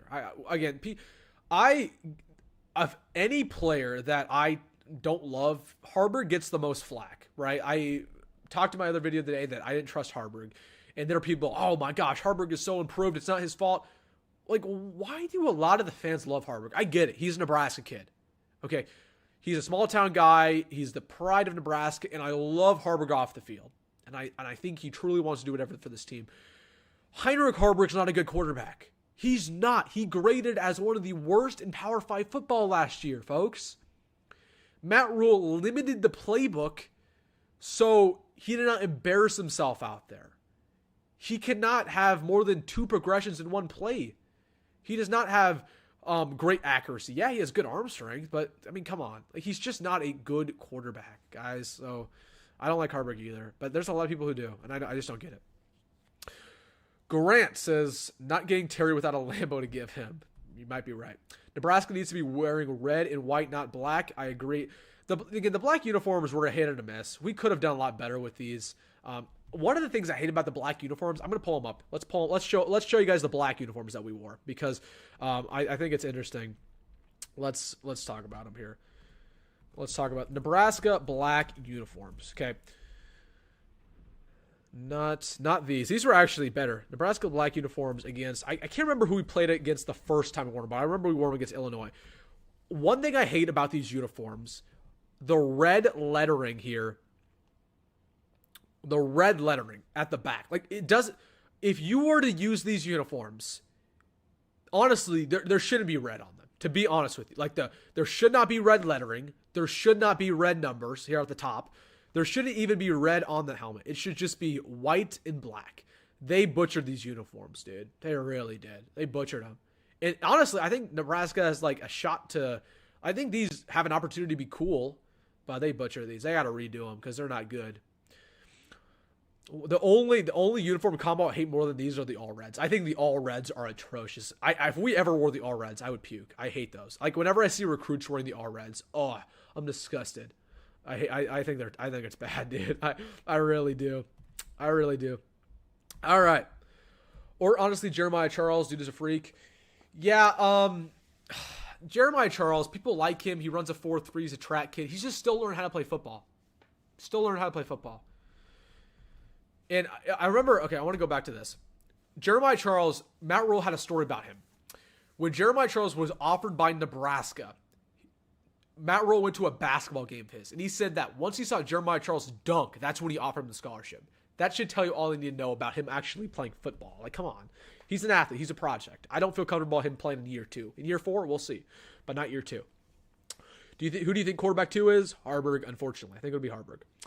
Boo, Jeff Sims. Hopefully we have 21st in defense. Yep. Does Mario Buford play? Honestly, this is my hot take, but I do not think Mario Buford plays. I like Larry Tarver more than him. I love Larry Tarver. Larry Tarver is probably my favorite true freshman cornerback, but I don't think he'll play either. We'll see. Cody says, you should collab with Corn Crazed. Again, I talked about this in my other live stream. Like, I have a lot of respect for Corn Crazed. We have 2 completely different channels. Like, completely different channels. Like he does not, like, admittedly, again, he's admitted this in his streams, he does not follow Husker recruiting in the slightest. Like, he says he does not like recruiting. He does not follow it. He does not follow, like, anything that's going on in the offseason. He basically talks about the fall season, and he talks about, in the summer, the upcoming fall season. You know, so I talk recruiting a lot. So it'd be tough. But, again, if he's willing to work with me, I mean, he knows where to find me. So I wouldn't say no. I would not say no. But we'll see what happens there with Corn Crazed. Again, I got respect for him, but I like talking recruiting, dude. And I just don't understand why Husker YouTubers don't talk recruiting. I don't get it. Like, it doesn't make sense to me. This guy says Nebraska will be top 10 in defense. If Nebraska figures out their secondary, yes, we will be top 10. I think it's going to be a good unit. I trust Tony White that much, and I love our D-line that much. How many 4 or 5 stars guys do we get? Yeah, 7. That's the rule of thumb for me, about 7. We have 3 right now. I think we'll get Christian Jones. I think we'll get Lofton. I think we'll get Bryson Weber when it's all said. And that's 6 right there. Probably get 1 or 2 more. Positive Mike. I think it's funny. People think Colorado O-line is rebuilt when it's Indiana's 3rd string guys. Yeah, Colorado's O-line. Barbecue chicken. Again, watch out for that Colorado video I got cooking up. We will have that released sometime this week. Sometime. The recruiting class is not impressive. I hope we start landing some of these dudes. I agree. I'm not impressed by this recruiting class. Not yet, at least. We need a guy at the top of there. We need an SJ Alafetuli type of guy. I think Hoiberg is an amazing athlete, but not quarterback. Should change him to tight end or fullback at times. Okay, we got 2 of these comments. I don't understand the Heinrich Hoiberg tight end talk. I don't get that. Heinrich Hoiberg is small. Let's pull up a picture of Heinrich Hoiberg for you guys. Okay, let me pull up a picture of Heinrich Hoiberg. Let's see here. Heinrich Hoiberg. Let's pull up a picture of this guy. Okay, he's not necessarily the smallest quarterback in the world, but do you literally think this guy could block a Big Ten edge rusher one-on-one in a running scenario? No. Okay. So I don't get the whole tight end talk for him, unless he's like a flex athlete type of guy where he's not actually lining up at the tight end spot. But yeah, I don't get that.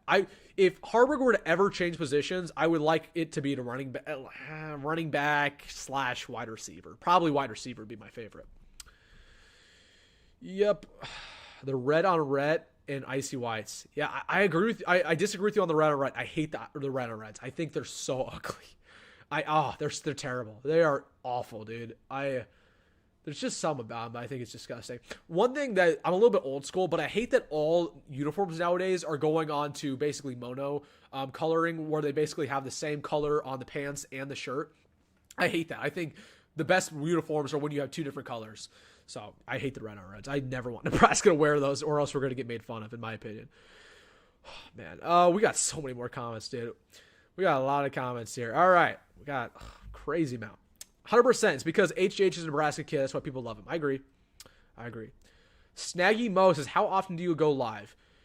Okay, so that's a good point. I usually go live maybe once a month. I went live 2 weeks in a row. But I will tell you this. In the fall, I will try to go live every single weekend on Sunday night talking about the past game and the game going on next week. So watch out for that. But after this live stream, I don't know when I'll go live next because there's not going to be a whole lot of stuff. But we'll see. I'll let you guys know. Dang, roster restrictions will not help NU. You're right. Redshirt Kalen, leave Hoiberg for quarterback 2. Correct. Kalen will be redshirted for sure. No question, he will be redshirted. Corn Craze restricted Kool-Aid. I don't necessarily agree. I think at times he can be, rational, but we'll see. I don't know. I don't know about Corn Craze. I don't really want to get into that. I respect him. Is Dayton Raiola a 4-star talent? Not right now. Not as of right now, he's not a 4-star talent. I wouldn't even say he's a 3-star talent as of right now. How good will Riley Van Poppel be this year? Oh my gosh. Thank you for mentioning Riley Van Poppel, Joseph. Love him. Again, I got flack. I think I talked in my video, maybe it hadn't been 2 months ago at this point. Time flies, dude. And I said that I think Riley Van Poppel, when his career is over, I think he will be better than Nash. That's how good I feel about Riley, because I think he's that good of a player. So I really like him. Mike says, hit that like button, dude. We put in the hours. Yeah, everybody. Again, just shameless plug here. We got a bunch of people in this live stream. Hit that like button. It would really help me out. Make sure if you are somehow, again, watching this live stream, you're not subscribed to the channel. What are you doing? If you're a Husker fan, hit that subscribe button. We got a great family. I love you guys, man. We got a great Husker family here. So join the family. Hit that subscribe button. And again, if you're on social medias, make sure to follow me. Again, if you don't want to, all good. Who is the transfer from Wyoming or whatever who's originally from North Platte? Will he Platte? They say he's a freak athlete. Yeah, so you're referring to Vince Genatone. He did not go to Wyoming. He went to Montana. I like him. I think He probably won't play this year, but he has a potential to play. Again, freak athlete, really freak athlete, but he's raw, very raw, and he did not produce at Montana. So we'll see with him. I'm saying we'll see a lot. I need to stop saying that. Cody says, would you be surprised to see the USC transfer start at cornerback too? Listen, it just depends on when he commits and when he gets on campus. If this guy gets on campus right now, like commits and gets on campus tomorrow, yes, he has a good shot at being cornerback too. Now, if he draws us out and doesn't get on campus until August, no, he won't. But I wouldn't be surprised at all. SJ is on top of my big board? Correct. I agree. He should be on all of your guys' big boards. Growth in quotes. Hastings, Nebraska. Been here since the beginning. Dude. Yes, bro. Growth in quote. It's been a minute. It's been a minute since I've seen you in one of these, bro. This guy has been around for a while. Been around for a long while. I love all of my subs. I love all of you guys, but I love the people who have been around since I was like a small YouTuber the most, dude. It was grind for a minute, man. I love all you guys. I think a lot of times, like people, I recognize all of you guys' usernames because I've seen you guys in the past live streams, or I've seen your guys' comments, so I know who you guys are. I respect all of you guys are like building up personalities in my head, you know. So, Adam, I love you, Adam. He says people like him because he's from Kearney and got a cool German name. Might not be wrong there. Yep, Nebraska. People love Nebraska kids. I mean, that's why they love Scott Frost. Do you think we will shut out UTEP or UNI? No, I do not think we'll shut out either of them. People, it's so hard to shut out teams because in the fourth quarter, when you're up by 50, 60 points, hopefully, all of the bums are in the game. All the walk-ons are in the game. So, yeah, you're probably going to give a point or two. So, I don't think we shut out either. Maybe Northern Iowa. Michael says, red on red looked like crap against OU. Yeah, red on red is garbage. I think that is the last time we wore red on red in 87. I think that was the last time. Yeah, it's terrible. It's a terrible color combination. I hate that. I hate it. When the recruits wear it, I just don't get it. I don't get it at all. Positive Mike says, do you think someone gets promoted from within or a new hire? Yeah, so I said this before, but Matt Rhule basically confirmed what I said. He said that I promote from within. So Evan Cooper will be your next defensive coordinator, almost guaranteed, if Tony White leaves. I think it'll be Evan Cooper, no question. Is Daniel Kalen the new Heinrich Harburg? No, because they're two different quarterbacks. They're completely different. Completely different. I mean, they don't even play the same at all. Joseph says, we just need to win. Shutouts are bonuses. We just need wins. Correct. We could sit here and talk about, are we going to shut out Northern Iowa, shut out, UTEP? I just want a dub. Guys. I just want to get that dub. Cody says, we should get corny uniforms like the Storm Chasers. That would be heat. That would be embarrassing, Cody. Never, no, that would that would be embarrassing. Those Storm Chasers uniforms are kind of nice, though. I kind of like that. The Storm Chasers got some fire unis from time to time. Thoughts on the kicker situation? Yeah, we mentioned that a little bit. Jacob Hull, new 5-star kicker committed to Nebraska. We got 3 quality kickers. I pray to God that Tristan Alvano is not the starter, and if he is significantly improved. Like the button if you like Jeff Sims too. Mike, bro. Mike, you are something. Mike. Do you think we get any commitments in the next week? Yes, I do think. I think Jeremiah Jones. I think that's one you keep your eyes on. And Houston Connor Torres is a guy who will commit, probably, maybe not to us, but he will commit. Positive Mike says, who's going to be the come-out-of-nowhere guy this year like Jalen Lloyd was last year? Okay, there's a couple for me. Larry Tarver is a guy who was true freshman corner who I think might be that player. Vincent Shavers, I wouldn't say he's come out of nowhere because he's got so much hype now, but Vincent Shavers. Besides that, I really like Larry Tarver. I think Larry Tarver's really good. Besides that, I don't know. Larry Tarver's my answer there. Do you think we can commitment from Christian Jones? July. Watch out for July, but I like Nebraska's odds. The white camo jerseys were solid. I didn't love them. I really didn't like them that much. They were okay. I just like the all whites. Just give me the all whites. Don't underestimate UNI. Correct. Yep. Northern Iowa's good. All right. I finally got caught up on all of the comments. Holy crap, you guys are going nuts today. Keep putting those comments in. I want to talk about recruiting a little bit, and then we'll get back to whatever you guys are talking about. Finally caught up on all of that. So let's talk about Nebraska's what Nebraska has going forward, okay? Because Nebraska, we're now in commitment season like I talked about. So, again, keep putting stuff in the comments. We'll get back to it. But here are the guys that Nebraska's going after. Okay, A.L.A. Kalanivalu, I don't think we're going to land. Cortez Mills, I don't think we're going to land. Christian Jones, expected commitment soon. Okay, let's go down the list. Bryce Weber, expected commitment soon. Sean Hammerbeck, that's an interesting guy. I don't know what's going on there with him.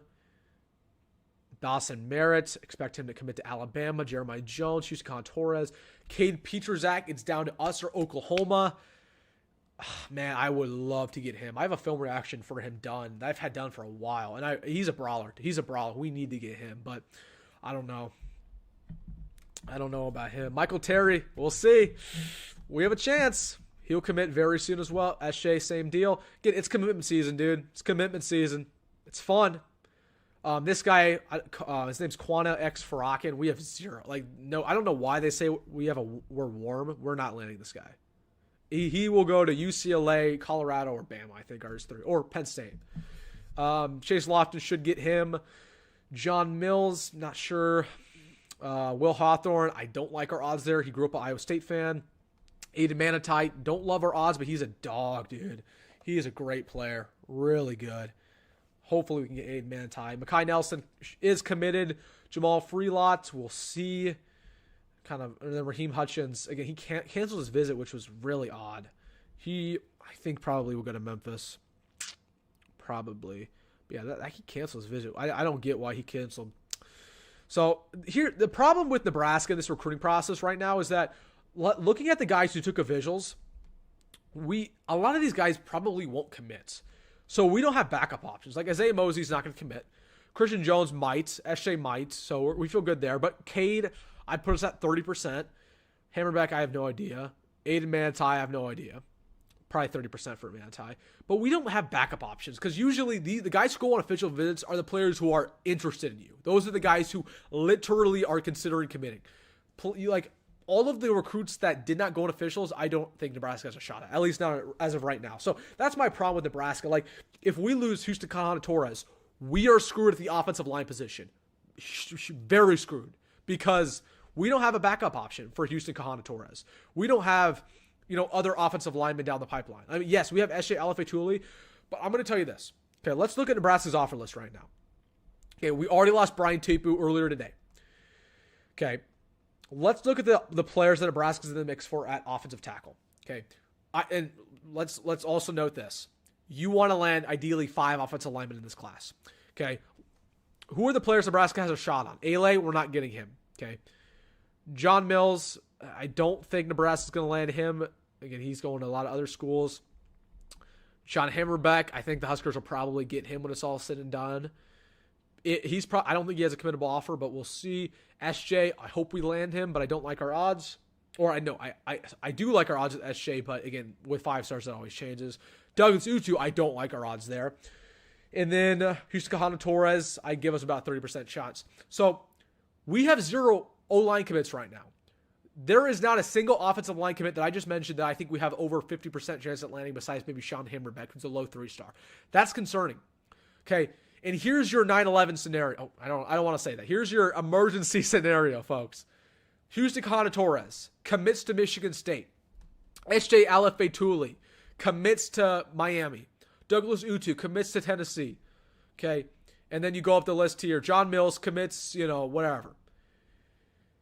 You are sitting with 0 O-line commits. All of the guys you were after committed elsewhere. And you are screwed. That is the nightmare scenario. And you know what's scary is that that's a real possibility. So that's why I think some people are a little bit pessimistic about recruiting right now because that is a real possibility for Nebraska to lose out on those guys. So I'm not too happy about that. There we go. Sorry. And then we lost Broderick Scholl as well. We've lost a couple guys already in the recruiting process. So, and then obviously David Sanders, we have no shot at. Well, David Sanders, we didn't have a shot to begin with. So that's my thing about the O-line spot. But talking about, let's go down the list with wide receivers. So as of right now, we have a couple wide receiver commits. I want 1 or 2 more. I want a blue chip guy. And by blue chip, I mean just stud. This is my con about Matt Rhule. Matt Rhule gets a bunch of diamond in the rough players, and that's all fine and dandy. But they're risky. They're boom or bust. I need a wide receiver commit who is a 4-star, 5-star, who will be a certified baller no matter what. I need a Michael Terry. Give me a Michael Terry. We're not getting Cortez Mills, and none of the others are even considering us. So this recruiting class could take a turn for the worst if we don't land the guys we need to take care of business with. Yeah. And then corner's another, again, this is probably the position we need to recruit the heaviest. Bryson Weber, you're going to get him, probably, maybe. Again, TCU's also there, but besides that, you have nobody else you're recruiting at corner. Does this not concern anybody else? Like, I'm concerned. I don't know. So there is reasons for red flags in this recruiting class, guys. There really are. But you got to just take care of the guys who come on official visits. Okay, I say this in my videos. We can sit here and hype up the players who come on visits, but at the end of the day, you have got to land them. That's what matters. It doesn't matter if they come on a visit and check out our program. Land them. Because Scott Frost got good recruits to come on campus. He just didn't land any of them. We do not want to have Matt Rhule in the exact same conversation. So that's my point that I was trying to get to about the recruiting class. I wanted to answer all you guys' comments, but I'm scared. I am scared about it. And again, we are sitting at 11 guys right now. And if we miss a bunch of dudes, it's going to be harder to, get to where we want to be in this class, because ideally you want this class to be a little bit smaller, but you want it to be probably about 22, 23 commits. And right now we're sitting 40th in the country. Is anybody here satisfied with 40th? I'm not.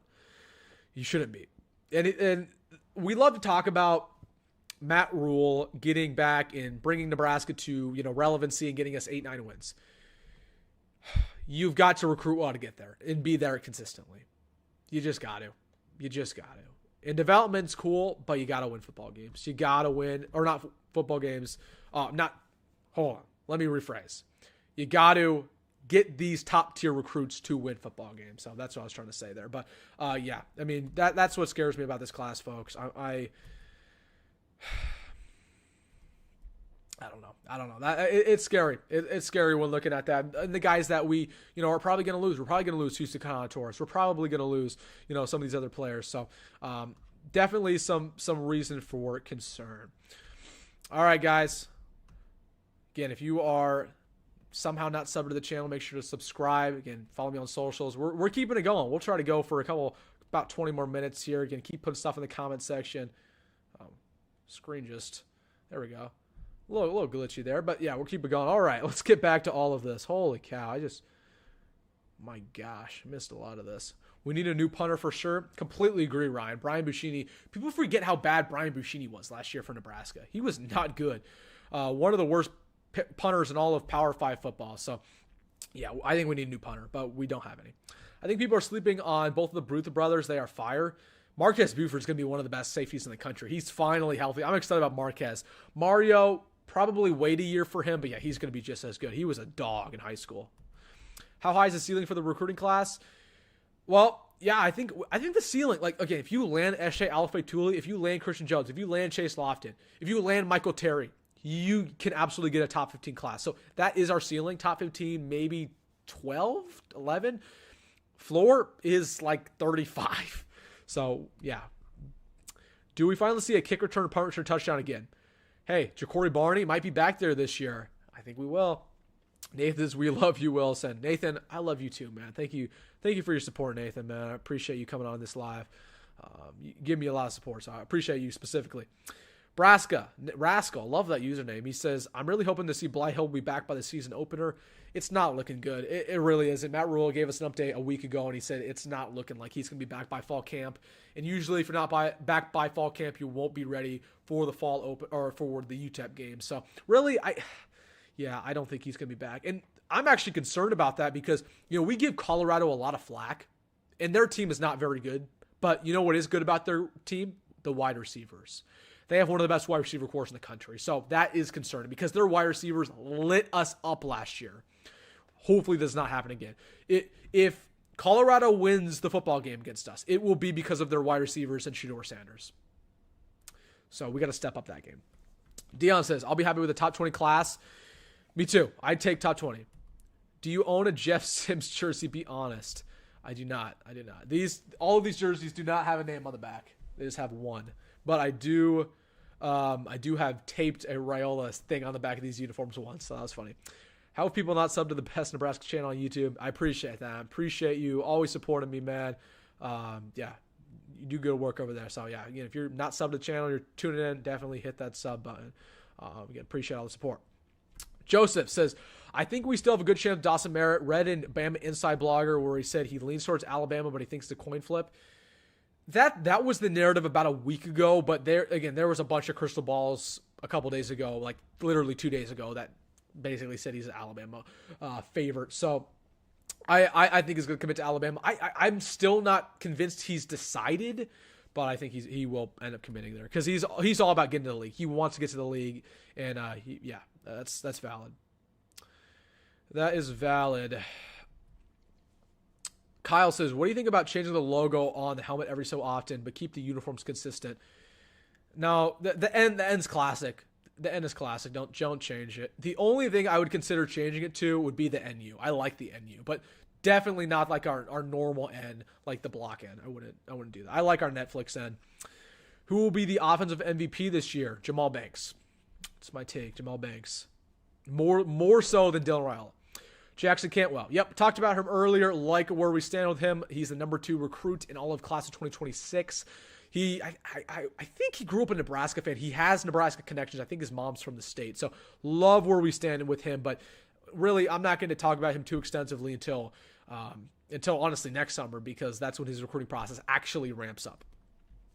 If TJ Lateef decommits, do you think we get another quarterback? It'll be tough. It'll be tough. I'm still shocked we got TJ Lateef in the first place. So to answer your question, probably not. But I think we got to throw money at TJ Lateef and hope he stays. All right. Holy cow. I got a lot of comments to get here. Man, are we losing that because of low NIL money? We are. We are. We definitely are. I heard that we are still talking with Akili Smith, Oregon commit. Do you think we have any chance with him? But it's just an example. Oh, yeah. I mean, we're still talking to a bunch of commits.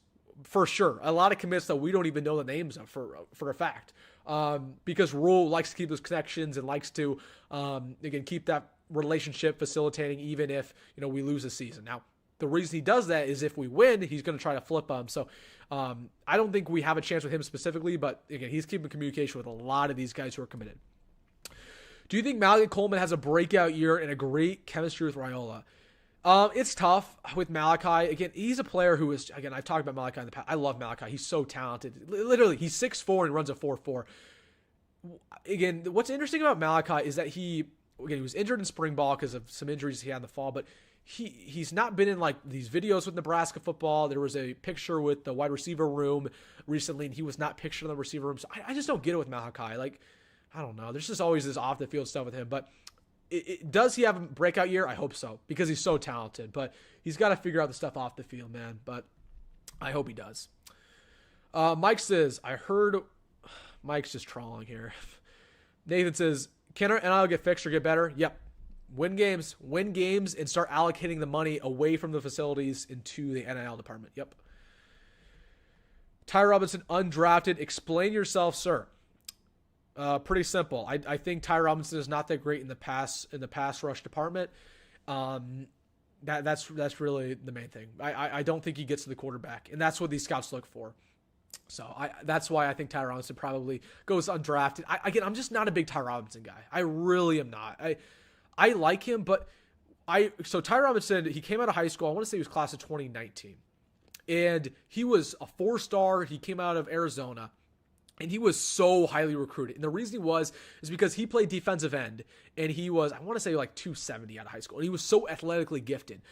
Now, over the last couple of years for Nebraska, he transitioned to D tackle. Then he transitioned back to D end. But he's still like 300 pounds. And he lost all of his athletic ability. So I'm down on Ty, man. But I like him in the run game. Oh, he's a stud in the run game. He has 30 tackles last year. Nash, as an interior, had 40 tackles. If an interior lineman has more tackles than you as a starting D end, that's a problem. That means you're not doing your job. I'm about to try out for corner. Please do. Please try out. Yep, please do. We need you. We need some more corners, man. We need you to try out there. All right. Starlin says, I think we can be worried about the 25 class, but not super worried. There's still plenty of time for us to land players we need. See, I don't necessarily agree because, like I've said throughout this live stream, it's commitment season. Everybody will be committing in July, and I mean everybody. Okay, when you're sitting here in August, or let's just say September, and you're looking through the recruiting rankings, 95% of those guys will be committed. There is going to be very few guys uncommitted. So the only way you're going to be able to get guys after, let's say, September is by flipping players. So I am a little bit worried, but it's not yet to press the the red button, the panic button. It's not enough. Adam says the COT 22, you have to win games first. Yep, catch 22, you mean. Not worried about recruiting rankings as much as developmental success. That is a good point. I agree, but we should always be worried about development first. The tricky thing is you can't track development until we actually get there in the fall. But recruiting rankings are also important. Both things can be true, but I agree with you that development is always more important. Always more important. Okay, you can recruit like garbage, but if you develop good, you're always going to be a good program. You can recruit good players, but if you develop bad, you likely will be bad. Okay, so yeah, it tells you everything you need to know. Joseph says, I'm wondering what NIL we are looking... Okay, let me rephrase this. I'm wondering what NIL we are playing conservative, and in the long run, it might help us. Some schools spend a boatload, and then reports of backing off because it's not sustainable. I don't know, man. Money flows. Money flows. Like, I truly believe that the money that Texas, for example, is offering right now, they will have that for every single class because money flows, and the booster money just keeps coming in. So I don't think so. I think the money will continue to increase for these big schools. Normally, I would agree with you about the 25 class, but two things. Okay, let's get to it, Mark. The Nelson commitment today for the 24 class, which okay, hold on. Normally, I would agree with you about the 25 class, but two things. The Nelson commitment today for the 24 class, which means they don't give up adding players to the roster. Well, Mark, Nelson's completely different. Like the Makai Nelson thing, he's a walk-on. He is an NIL walk-on. He's a prep school kid who barely had any offers. He's not a blue chip 4-star recruit that you guys are looking for. So he's not a standard guy. He's a prep kid. Like, so I don't agree with that necessarily. Again, the recruiting process is big this summer. It's big. And yeah, they still try to land guys in December. They're just not going to be too successful because everybody commits now.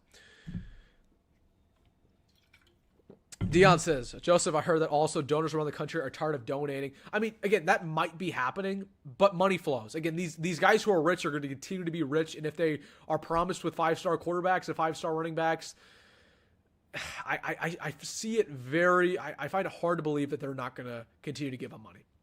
Because they're going to give them money regardless. They'd rather give them that money for recruiting rather than facilities. What's your opinion on Negative Mike? You know what? I think Negative Mike, he's gonna be transformed when we win 9 games this year. Douglas says, if we get Dayton, we don't really need Latif. I don't agree. Latif is a lot better of a prospect than Dayton is. A lot better. Okay, TJ Latif is a 4-star prospect. Dayton Raiola is a low 3-star who has 2 other offers from Charlotte and Appalachian State. Like I've said throughout this live stream, I love Dayton. I think he has a high potential. But it should be very evident to you that he is not ready. He is a raw player. He is not ready to be a Nebraska quarterback, and I don't think he has a committable offer. So I don't agree there. TJ Latif is a lot better as of right now. Alan says, if we start 7-0, do you think we have a chance against Ohio State? I don't think so, man. Ohio State, this is the best team they've had since Urban Meyer left, and we play that at Columbus. Now, if we played that game at Lincoln, I like our odds a little bit more, but I don't. Second, they have 145 players on the roster, one of the highest. Again, Mark, when Matt Rhule is adding guys in the summertime, like right now, like Makai Nelson, like the new quarterback we got, like the kicker we got. Okay, they're all walk-on additions. They're not recruiting additions necessarily. They're not additions to the recruiting class. They're all walk-ons. They're all NIL players. So, again, they're just not your standard guys. Keep putting stuff in the comments, guys. Positive Mike says, if we won 7 games last year, do you think that would flip guys like Merritt's? No. I think when Dawson Merritt commits, he will commit, and it's done. Because that's the way he is. Dawson Merritt is a great young man. I will give him a lot of props. He's raised very well. His dad is a great man. he's not going to decommit. So we better hope we get him the first time around, or else we're not going to get him at all. Crazy take on Ty. I can see where he come from, though. Yeah, again, I got a lot of comments like that on my video today. People don't like my take on Ty Robinson. Look at the stats. I don't have an opinion on Ty Robinson. I have a statistical opinion about Ty Robinson. Ty Robinson plays defensive end. He had 1 sack last year. In a 3-3-5 defense, if you are starting D end, you cannot have that. You have to have more sacks than that. You have to be more prolific in the pass rush department. He is not. This best ever year, he had 2 sacks. For example, Nash, who is a nose tackle, had 4.5 sacks last year. That is so hard to do at that position. You're getting double teamed constantly. So if Nash is outproducing him statistically with more tackles for loss, more sacks, all of those are true. Okay, and Nash is a good player. Don't get me wrong. That tells you that Ty Robinson is not on his level. So again, that's my take about Ty Robinson. I love him. He's great in the running game. He's just not great in the pass rush department. And for that reason, I don't think he gets drafted unless he takes a big jump. Nathan says, how many games do we have to win to get a strong bump in recruiting? 8. Again, you could win 7 games, maybe 6 games. That would be cool, and you make a bowl game, but these recruits are not moved by a Pop-Tart Bowl victory. They are moved if you are a contender. So if you start off 7-0, for example, holy cow, the hype around the program is going to be legit. You're going to be nationally relevant. Yes, then finally, we're going to get a bump in recruiting. Who's the one guy in the 25 class we have to land? Christian Jones. Lock down the 402. Christian Jones is your number 1 guy. Besides that is Eshe Alafetuli.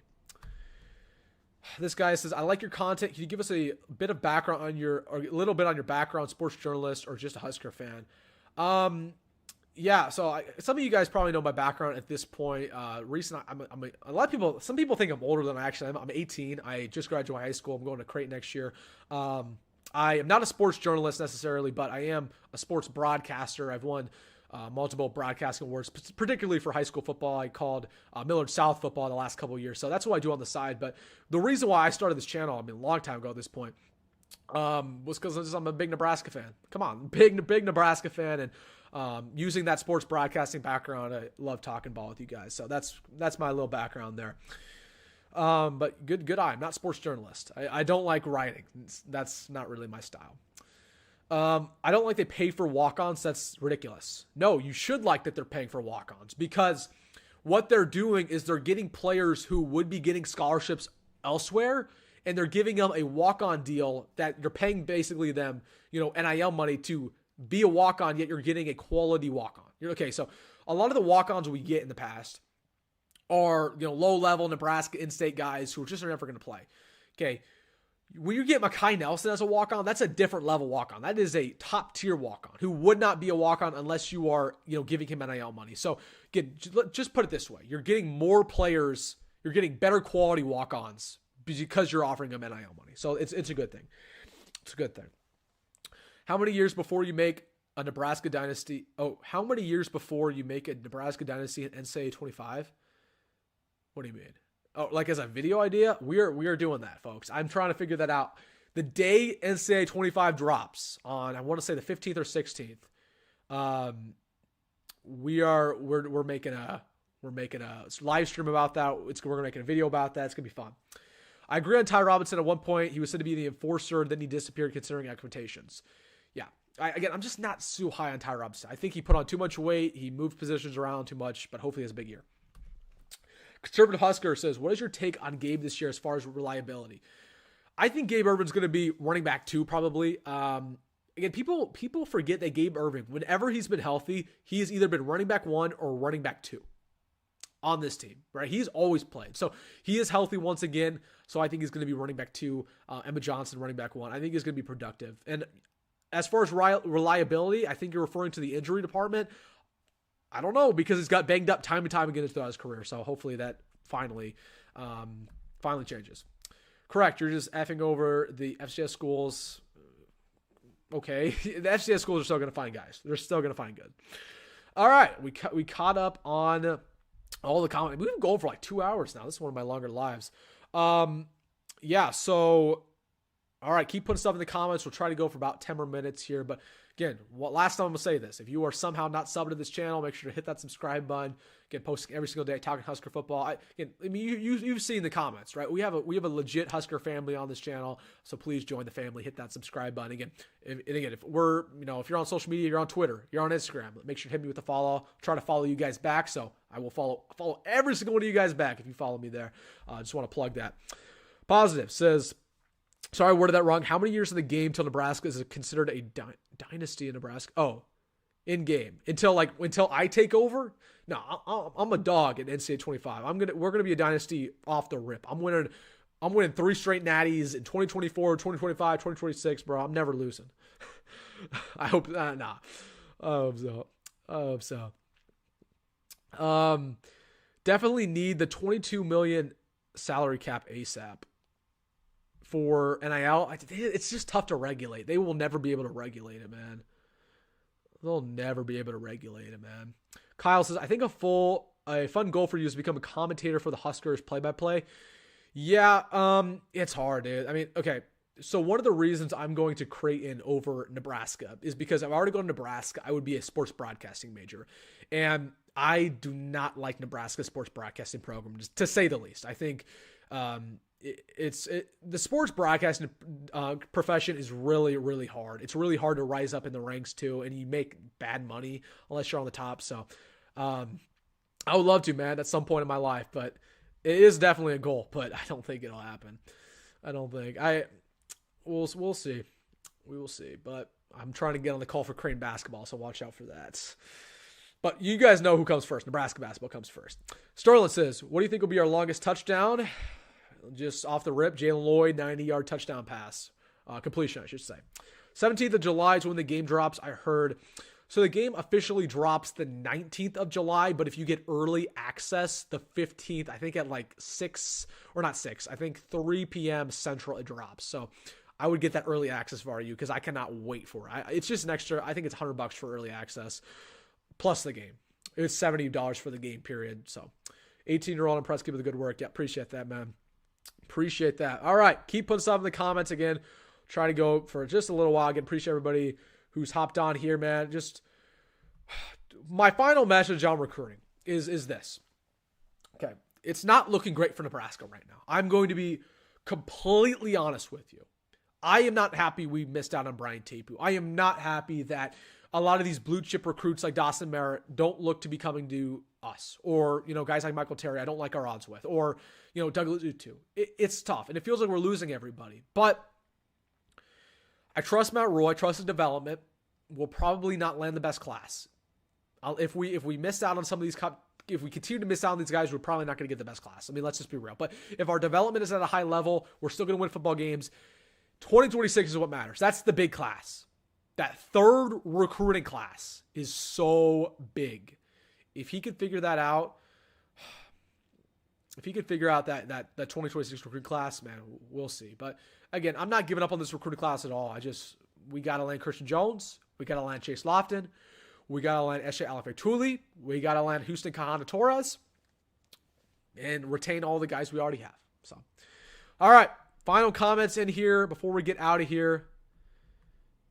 All right. What is your prediction for the Raiola stat line? So, yeah, that's a good question. I'm thinking about roughly 3,000 yards through the air, about 50% completion percentage. When it comes to the touchdowns and INT ratio, I think it'll be about 3-1. He's going to throw some INTs this year, guys. And there's going to be games where he throws maybe 2-3 INTs in a game, but we'll see. I'm not completely, sure about the number there on TDs. I would like, some in the 30s, but I don't want to get greedy. Mystic says, drink some water, brother. Yeah, I'm losing my voice a little bit, man. I appreciate that. But I got to keep talking, there we go. Hits the spot, man. I don't want to lose my voice. Got to make more YouTube videos this week, man. Yeah, how many yards? Yeah, in that 3,000 range. In basketball, I think we are not doing good at all in recruiting, only landing 2 3 players every year. I agree. I completely agree with you, Cade. Nebraska basketball is not doing enough when it comes to recruiting. They got to land Amari Bynum. I made my video about him. They got to get him. Got to get him. How many rushing yards this season? I couldn't tell you total, but like Emmett Johnson, I'm aiming for 1,000. Gabe Irving, I'm aiming for about 400. Ramir Johnson, I'm aiming for him to have about 200 receiving yards. So, dude, Adam, stop saying this, bro. Stop saying that, dude. Adam, you can't be saying that, man. This dude's talking about Lawrence Phillips, dude. Positive Mike says, other than Nebraska, who would you rebuild on another team of NCAA? Mine would be New Mexico. Yeah, I have thought about this extensively. That's a fun question. So obviously Nebraska is going to be my first rebuild on Dynasty. After that, there's 2 or 3 schools I've considered. Hawaii, I did Hawaii Dynasty on NCAA 14, one of my favorite dynasties all time. Wyoming, Air Force are my 3, and then create a team. I want to make a team in Alaska. So those are some answers there. Dion says, there was 2 weeks last summer. I was worried about recruiting, then busted open. Yep. Again, we're going to get a bunch of commits soon. Don't worry. The Kool-Aid will be flowing. I mean, don't worry. Okay, when we're sitting here in 2 weeks, 3 weeks, Christian Jones committed, Chase Lofton's committed, Michael Terry may be committed. Who knows? We're going to be feeling pretty good. Don't worry. And I'll tell you this. If Nebraska can somehow land Michael Terry, he's going to bring players with him. You better believe. Go regret. Let's win some games. Darn right. Made a dynasty as Nebraska. Head coach Wilson Tippmann won 4 straight natties. You're darn right. You're darn right he did. You're darn freaking right he did. We don't lose around here, right? Head coach Wilson Tippmann does not put up with laziness in practice. Does not put up with hoodies. We don't wear no hoodies in practice, right? We only win football games. Adam says, what about using the portal to find offensive linemen? Again, Matt Rhule uses the portal to fill in the holes. Nothing more than that. Basketball is a game of transfers now. You're correct, right? Like Arkansas, for example. Arkansas, Calipari's their head coach. They did not have a single returning player. Every single player of their team was gone. Literally. Like, it was ridiculous. We've never seen anything like it. So basketball is a game of transfers. Everybody's going to leave every single year. That's just the way it is. Nathan says, almost every year we lose on our recruits in the end. Yeah. Why are you so high on Banks and haven't talked about Nair? Well, it's pretty simple. I mean, Jamal Banks over the last 2 years had 600 yards. Last year, 600 yards the year before. He's a player who, if he had better quarterback play, he would already be in the NFL. Isaiah Nair has not produced in 2 years. He's been injured. The last time he had an 1,000-yard season, it was in 2021 with Wyoming. I love Isaiah Nair. I think he's going to be productive, but Jamal Banks is wide receiver 1. He has a higher ceiling, in my opinion. Raiola will have higher than 50% completion percentage. Yeah, you're probably right. I was just spitballing. 55, 60 even. But the main thing I'm focused on is about that INT ratio with the touchdowns. But you're right. Probably will be higher. All right, guys. So, again, put your final parting thoughts in the comment section. Man, we went for a long time. So, man, make sure to hit that like button on the stream if you enjoyed it. Hey, appreciate you guys spending your Sunday night with me. Guys, we got a lot of good sports coming up. It's always sad when we get to about July because, sports ends. But tomorrow, we have the College World Series Finals, Tennessee, Texas A&M. I got Texas A&M in that one. I'm rooting for them. And then we got NHL Finals. I'm not a big hockey guy, but I like the Stanley Cup. So we'll be watching that. And, yeah, I mean, so we still got some sports going on. The Nebraska recruiting picking up. We got a bunch of commitments happening.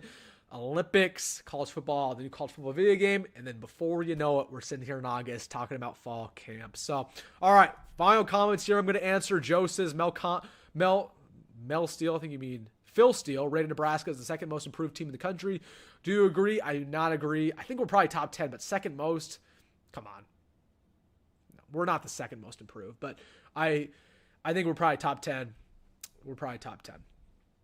Dion says, very enjoyable show this evening. Man, thank you, Dion, man. You're always commenting on my videos. You're always on the lives. Appreciate you. Appreciate everybody for tuning in today. But again, put your last final thoughts in.